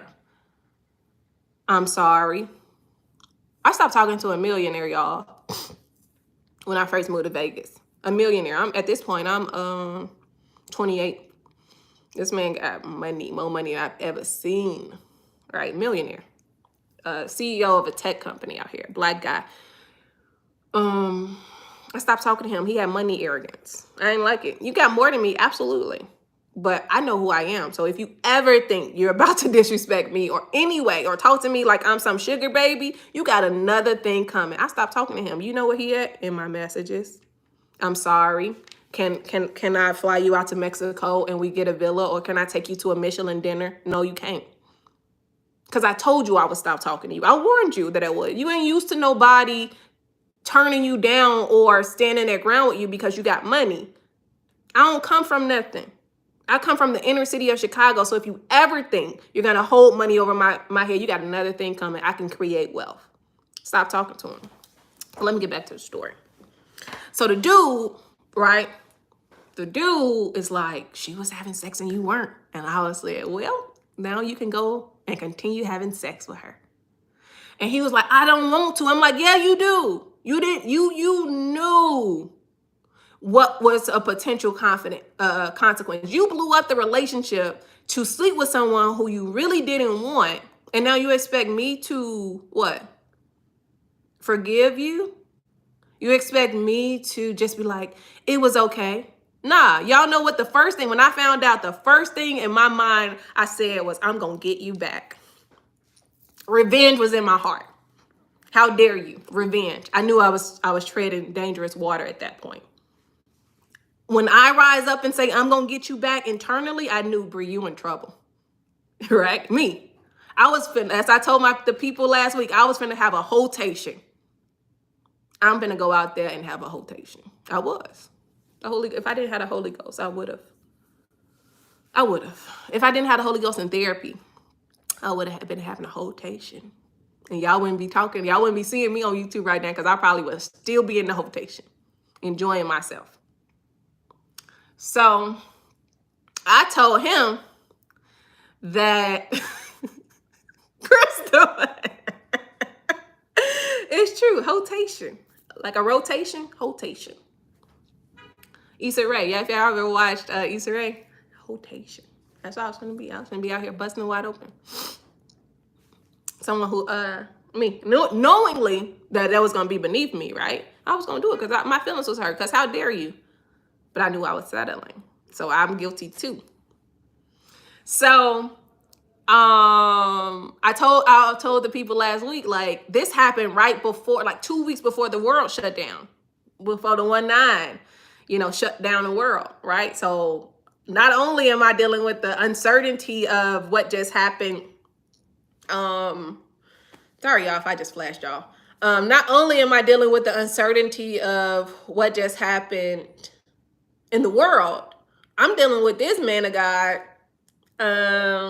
cheating. So I said, you're gonna have to go to therapy. You're gonna have to go to therapy because you are in dangerous territory here. And I did. I went to therapy. Therapy helped save my life and my destiny because I was going to the street. The streets were calling my name for sure. Right. So y'all, I don't know how I started telling this story or even why I started telling this story, but I just knew that I wasn't someone who could be cheated on. I knew that. Like, I get it. We ain't married. So the complexity of, what people have to think about when there's infidelity in their marriage, that's not something that I have to think about. That's not something that I had to subject myself to. We're not married. Thank God. Thank God we weren't married. And I left. I knew who I was. I knew my worth. I knew that I was worth the sacrifice. Yep. Crazy thing is you didn't want him, but end up hurt. Yeah. So let me tell y'all about that. I'm so glad you said that. I didn't want him. I wanted to stop being single. I was hurt because one, yeah, you just violated something that I knew I shouldn't have been doing. Like you violated our agreement, our relationship. But two, I'm back single again. Now I'm back in the streets of single when I just was tired of being out there in the streets of singleness. So now I'm forced back into the streets of singleness, and now I'm hurt and I'm mad because I'm single again. Right? You know what I'm saying? So that was me a few years ago. And I didn't know that that situation would send me to therapy, but it did. I made a mature decision to go to therapy as a result of that. And I learned so much more about myself. Like, I know that people who just think like Jesus is enough, and he is enough in a lot of respects, right? But there is something about therapy. Jesus and therapy helps you. Your soul is encompassed of your mind, your will, and your emotions. Right? Your mind, your will, and your emotions. Your spiritual self, your mental self, and your emotional self. Church, your spirituality, that takes care of your spirit, right? I needed something to help take care of my mind. Just like I go to the gym to take care of my body, I had to go to therapy to take care of my mind, right? So some people be like, oh, it's just Jesus is enough. And you still mentally struggling with what happened to you in your childhood. You're still mentally struggling with the pain of an event that is no longer happening to you. You don't think you need to process that through with somebody? You don't think that? I like that. Tasha, Dr. Anita Phillips says prayer is a weapon and therapy is a strategy. It is. You can't pray this away. You have to work through this thing. All right? I know we like to think prayer is just going to change everything. And prayer does open up opportunities to change things, but we have to strategically do things to partner with prayer. Prayer without works is what? Dead. You can pray. God will release the strategy. He'll enlighten. He will enliven you to do all the things that you need to do, but you have to do it. He's not going to do it for you. This is your life. I know we like to think like God just going to take care of it all for me. And they're still bound, and you still stuck, and you still struggling, and you still don't talk to your mama, and you still holding grudges against her from what you didn't get as a child.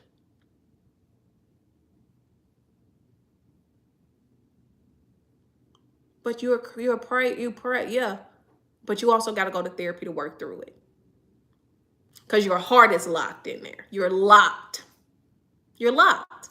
And you've had to survive. No one's taking that away from you. But it don't end at the altar. You got to go do the work. I always tell a story, right? Y'all already know I grew up in a single parent home. My dad wasn't around much. Well, for whatever reason. It don't even matter at this point. Marshall says, how long had you been single before this situation? I had been, okay, so my last relationship before this situation was 2015. It ended in 2015. And then I had like situationships here and there. So after the 2015 was 4 years. So 4 years. So in that 4-year span, 4 of my friends had gotten married. And I was like very integral in their marriage. So it was a 4-year situation, single period. And they was tired of me being single, and I was too. Where was I going? Oh yeah, okay. So my dad wasn't around, right? And I know that as a result, there are certain things that I just didn't get. I don't know about certain things. I don't, you know what I'm saying? Like I didn't grow up with a father around, so I don't know. I'm at a deficit. And because I knew I was at a deficit, that would impact me in relationships with guys, right? So that may mean that I would turn anxious if I get in a relationship, or, it would show up in different ways, right? I think before I started therapy, when I first started therapy, they told me that my attachment style was avoidant, something. It was another thing attached to it. Anxious avoidant? No. Avoidant preoccupied? No, that's not it. I was avoidant. Okay. So, because I know that I don't know certain things, because I know that the lack of a father will show up in some type of relationship. So if my dad wasn't around, that may mean that subconsciously I may think that somebody else might not stay around, right? Because my father wasn't around. Like anything, it can show up in any way. That's what I'm trying to say. So because I know this, I need to go to therapy and work on what? Those father wounds. I need to work on them. I've lived with them longer than I haven't. And that's what me and my therapist has been working on. My father wounds. It wouldn't benefit me to go and tell my father, you wasn't around for me. No. What's that going to do? Nothing. So because this is my life and I decide to not let something hinder me and not let something potentially hinder the way I may show up in relationships, I'm going to go to therapy. I'm going to kill it at the root before it blossoms. Let's go ahead and take care of it before we got somebody. And if God ever sends somebody, not ever, when God sends somebody, I'm going to stay in therapy. Because then, being relationships require different levels of vulnerability. I got to keep working at this thing. I haven't arrived. What? Please. So Vanessa says, have you ever read the book Attached? No, I've never actually heard about it. Is it talking about attachment styles? Uh-oh. Did we buffer? Did we pause, y'all? Okay, we're back. Sorry. No, I have never read the book Attached. So is it talking about attachment styles? But yeah, I had to know this. Like therapy gave me a lot of strategies and a lot of tools and showed me a lot of things about myself that just my spiritual prayer time with God did not show me. It didn't provide me. Therapy provided me certain insights that I would have never had. And I went, and it was hard work.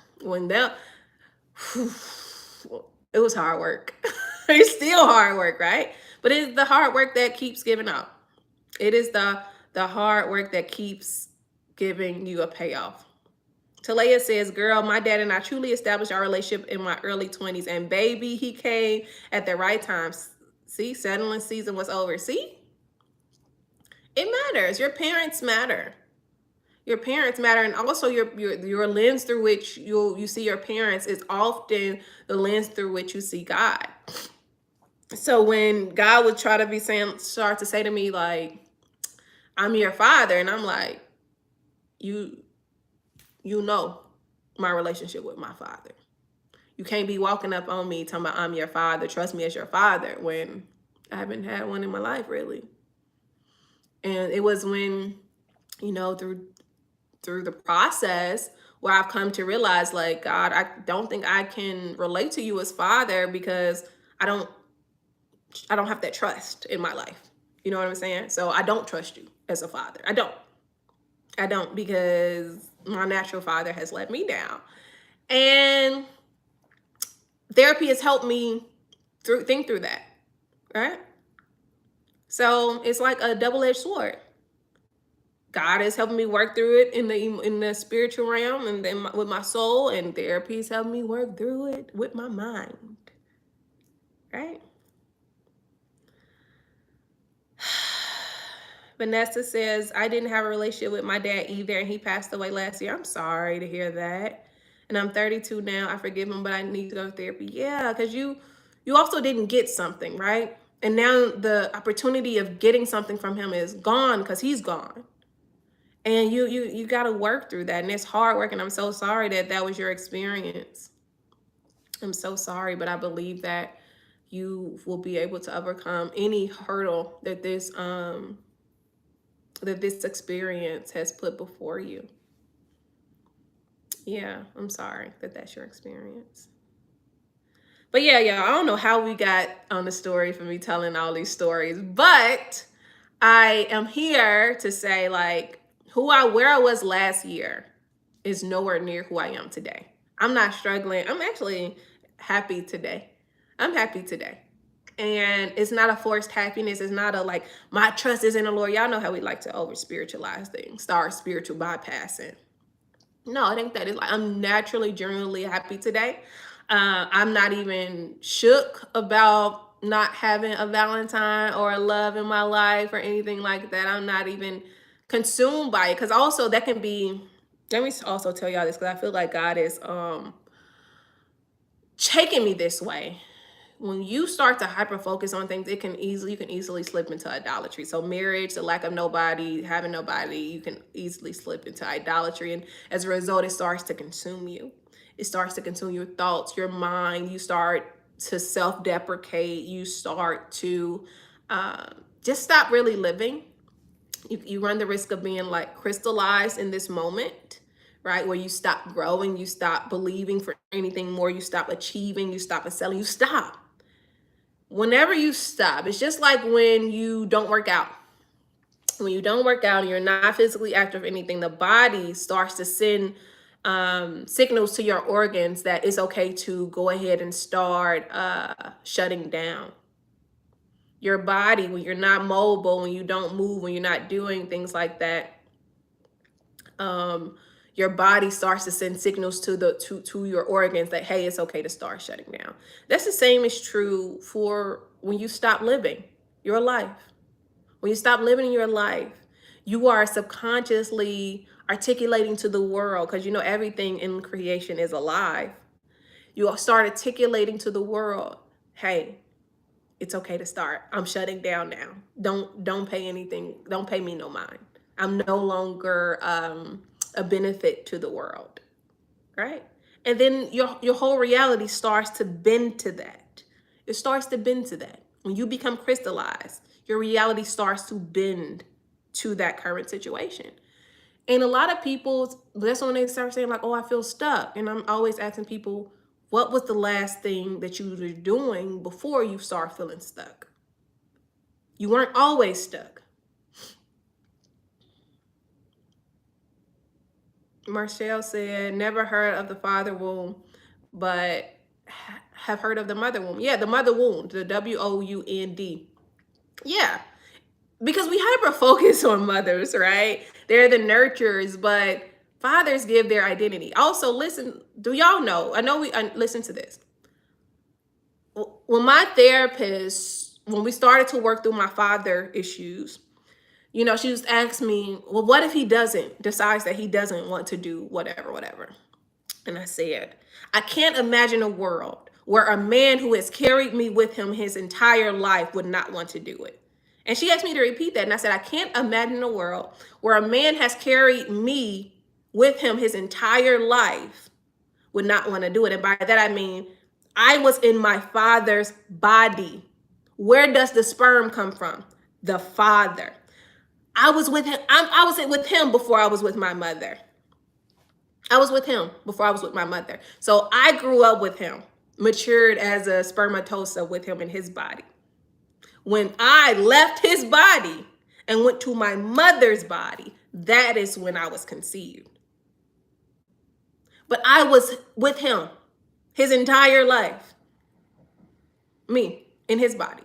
Before I went into my mother's body, before there was a transfer and I went into her body. I was with him, not her.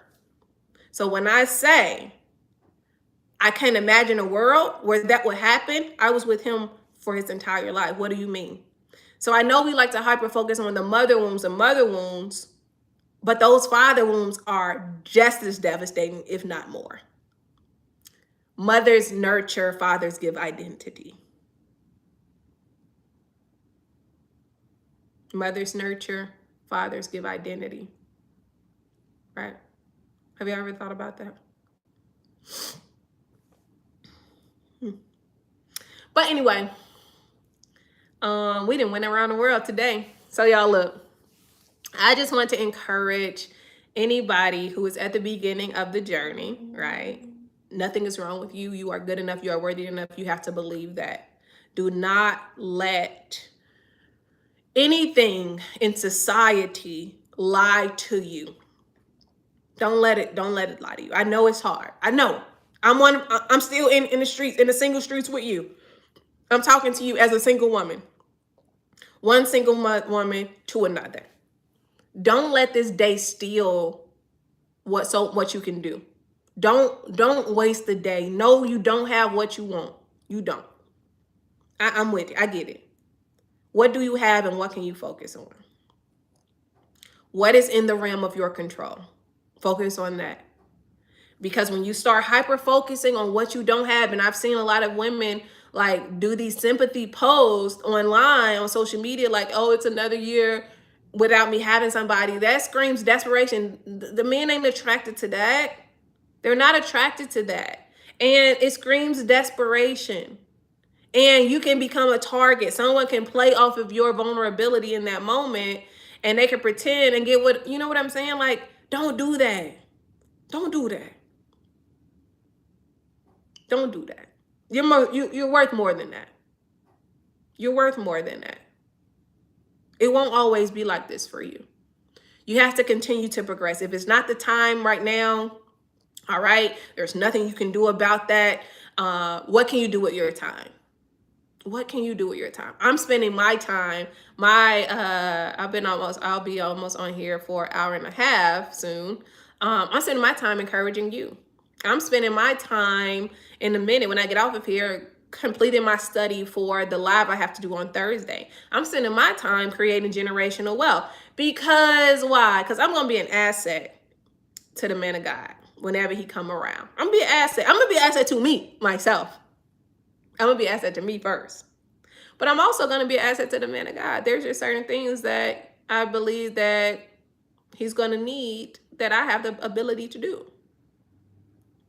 So I'm going to use my time, refocus that negative energy to do something productive with my life. If you need to go out and take yourself out on a date, as Vanessa just said, go out and take yourself on a date.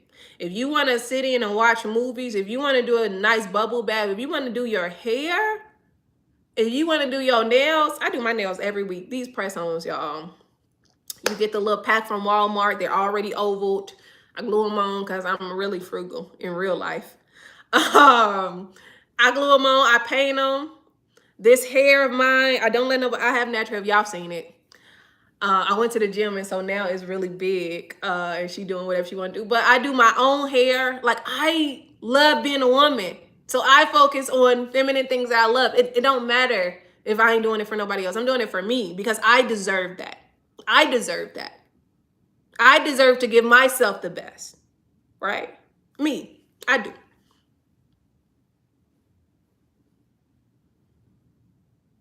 I want to go buy chocolate covered strawberries, but it's raining. Get them ordered. Do they order? Do they deliver? You worth the delivery.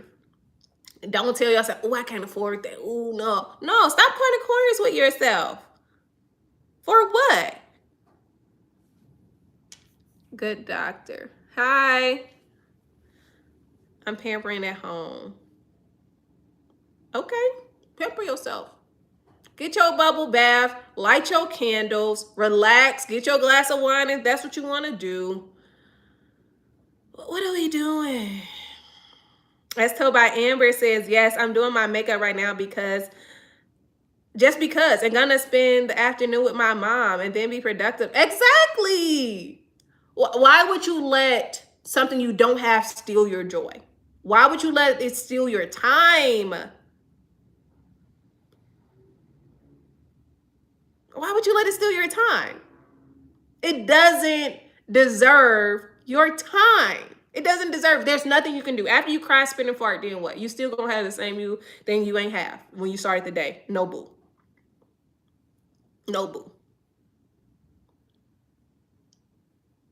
Don't put yourself into a depression. Decide not to go that way into depression. Because there's this split moment, y'all. I noticed this last year. There's a split moment where we can either decide to go into the heaviness, go into the depression, or we can decide to resist it. You get a choice. If there's a moment before you unravel Or you can decide, I'm going to even do this or I'm not going to do this. Choose not to do this. Choose not to unravel. Choose to focus on something else. You're going to have to do. You're going to have to fight, because hell be taking women out at this during this time. And I don't want you to be taken out and be caught off guard, and then next thing you know, you lose 2 weeks because you just sad because of something you don't have. And sometimes it's out of your control. What do you have? Right? What do you have? What can you be doing right now? Every time I decide I don't make enough money, I go create a product and I sell it. And it sells, right? So every time you feel sad, what can you do? Are you gonna sit in the sadness? Are you gonna let the sadness steal another day? Because you ain't getting more. You're not gonna get that day back.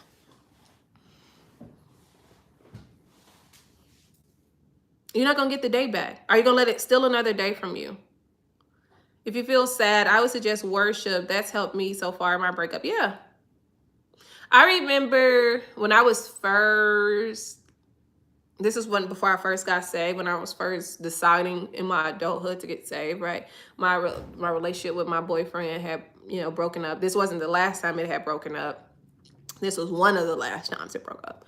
And I literally I was crushed. At the time, I didn't know who I was. My identity was so wrapped in this person. I had tried to become everything he wanted me to be, but I wasn't myself. I was becoming who he wanted, but I was no longer recognizable to myself. I knew that. And the relationship ended, and I had to listen to worship music, and I had to listen to sermons all day, every day, just to be okay. So I know what it's like to be in that place. I'm not just talking to you and just encourage you. I know what it's like to fight depression, to be depressed. I know what it's like to cry every day. I know what it's like. I know what it's like for your friends to not know what to say to you. I know what that's like, right? So I'm encouraging you as one from among you. I haven't made it, but I decided this year, no, this is going to be different. We're going to have a different perspective on this. I can let this continue to steal from me, or I can use this as a time to focus on the things that I need to do. It's a day, y'all. It's a day. It's a day. It's one day. It's one day. People probably lying on the internet anyway. I know a lot of people that's lying about their relationships on putting it on the internet. They lying. I know a lot of them personally that are lying today, talking about how much they're in love. They're not in love. They're lying. I know them because I know them in person, right? Don't get caught up in the hype. If you can't be on social media today, don't be on social media today. You know what I'm saying? If it's too hard for you, stay off the internet today. All the posts coming. They coming. The look at my boo got me. They coming. Some of your friends might get engaged. They coming. Stay off the internet. Steward your eyes. Steward your ears. Don't be listening to love songs today, because they not gonna help you. They gonna, it's gonna hurt. Don't listen to no love songs. You're gonna have to protect your peace at any cost, especially today. You gotta protect your peace. Don't do it. Don't set yourself up for failure like that. Don't do it, y'all. Vanessa says, thank you for all you do. Thank you. Thank you so much for saying that. Thank you so much. Thank you so much. If y'all haven't liked this video, please like the video. Please. It's free. Just like it. But yeah, y'all. So look. Maximize your singleness. Okay? Maximize your singleness. There's nothing we can do to get out of this season if it's not time for us to get out the season. So only you can do is maximize it. What can you do to better your life?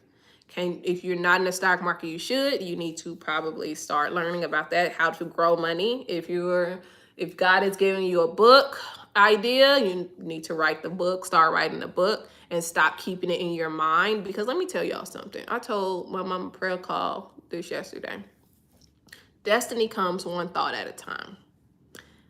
You have to obey the thought, the first thought, you have to seize it, do something with it in order for the next step to be unlocked.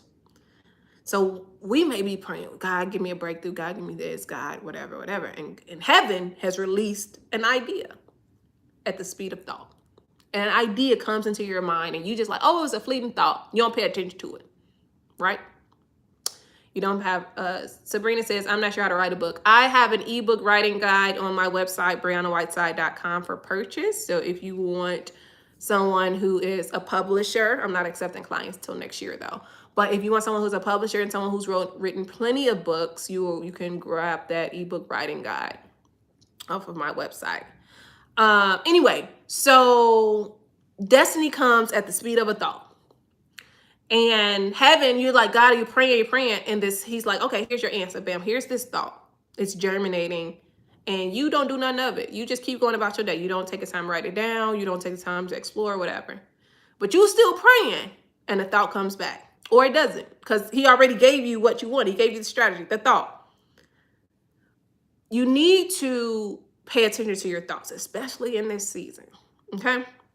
So what you need to do, if you have this thought, and even though it may seem far-fetched, it is a God idea. Your duty is to start to explore it. You may not know how to, just like Sabrina said, I don't know how to write a book. And I just said, well, here's what you need. I have a resource for you to help you. Right? That is her saying, okay, I don't know how to do this thing. I need a strategy. I need to know how to do it. She put it in the chat. I don't know how to do it, but I'm assuming she has an idea to write a book. Heaven's like, oh, Brianna has a resource that she can use. That is the next step. Whether she orders it or not, that's on her. But the resource is there. So if she orders it, and she doesn't have to, but if she orders it, there may be something that I wrote that would trigger something in her that would help her write the book. Y'all see what I'm trying to get to? So if God gives you an idea and you like, I don't even know how the first step to do. Well, the first step would be to go on the internet and Google and start looking for articles on how to do something. And they might not even be helpful articles to you. But heaven is starting to see that you are taking this idea seriously. Eventually, you're going to land at the next step. Eventually, you're going to land at the strategy because heaven sees that you're stewarding the first thought. They're going to take the next step. So heaven gives them step 1. Your job is to take step 2. Heaven's going to take step 3. This is a walk with God, y'all. God is not going to take 4 or 5 steps and you haven't taken one. We're in partnership. We are co-laborers, right? So when God gives you this idea, take the first step. It may not even be the right step, but you're looking for it. So heaven's going to guide you to the next step. Now it's your time to obey that next step. You see what I'm saying? So it's this guiding thing. It's this lockstep thing. When you are praying, I know a lot of people don't like to talk about that. Like, God's going to do it. God's going to do it. He probably not. He's probably going to give you an idea. And he's like, you have the ability to do it. I'll do the things that you can't do for yourself. But I'm not going to continue to do the things that you can do for yourself. Just like a parent, you will stunt the growth of a child if you keep doing stuff for the child that the child should be doing for themselves. You know what I'm saying? You will stunt the growth of a child if you keep doing stuff that the child can do for themselves at the age that they're at. That's appropriate.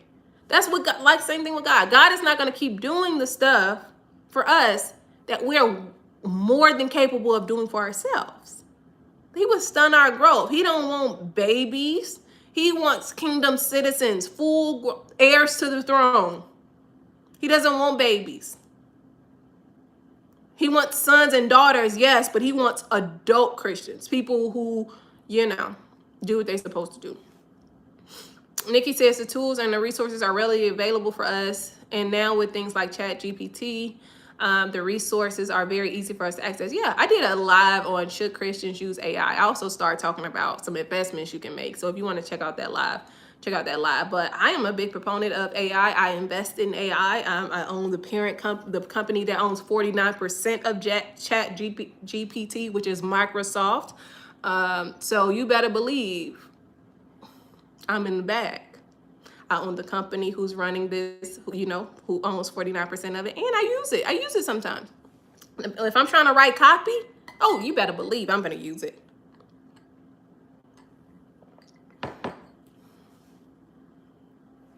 You just got to use it. Got to use it. So, y'all, happy Valentine's Day. You are loved. You have to remember that it's time for you to love yourself. And I know what it's like to say, I love myself and be lying. I know what that's like. I know what my mouth to say, I love myself, and my heart is like, you're lying. You lying. I know what it's like to do that. I know what it's like, man. I'm just not gonna lie to y'all. I know what it's like. And I've had to do the hard work to actually demonstrate to myself, like, you are worthy. You are all the things that you claim with your mouth you are. And it took a while for me to get there, but I'm there. Sabrina said, I'm about to learn so much in this season. Thanks, Bree. You're welcome. Oh, yeah, you are. And you're about to elevate. Everybody on this live, I speak elevation and rapid elevation over you. Not even just learning, but what you're learning will elevate your life quickly, swiftly. Okay? All right, y'all. So look, we've been on here. Happy Valentine's Day. Go do whatever you need to do to make yourself feel valued and loved. And I just want to let you know, like, you worthy. You woke up worthy. Our seasons are different. All of our seasons are different. All of our journeys are different. All of our callings are different. You're going to have to journey with God on this one. You ain't going to be able to, just get your way out of it. If this is the season that God has you in, this is the season he has you in. Don't settle. Don't compromise. And it's going to happen for you. I believe that for you. It's going to happen for you. So I hope this encouraged you. I hope that my story of settling has encouraged you not to settle. I hope my life encourages you to do great things with your life, because you're great and you're called to greatness.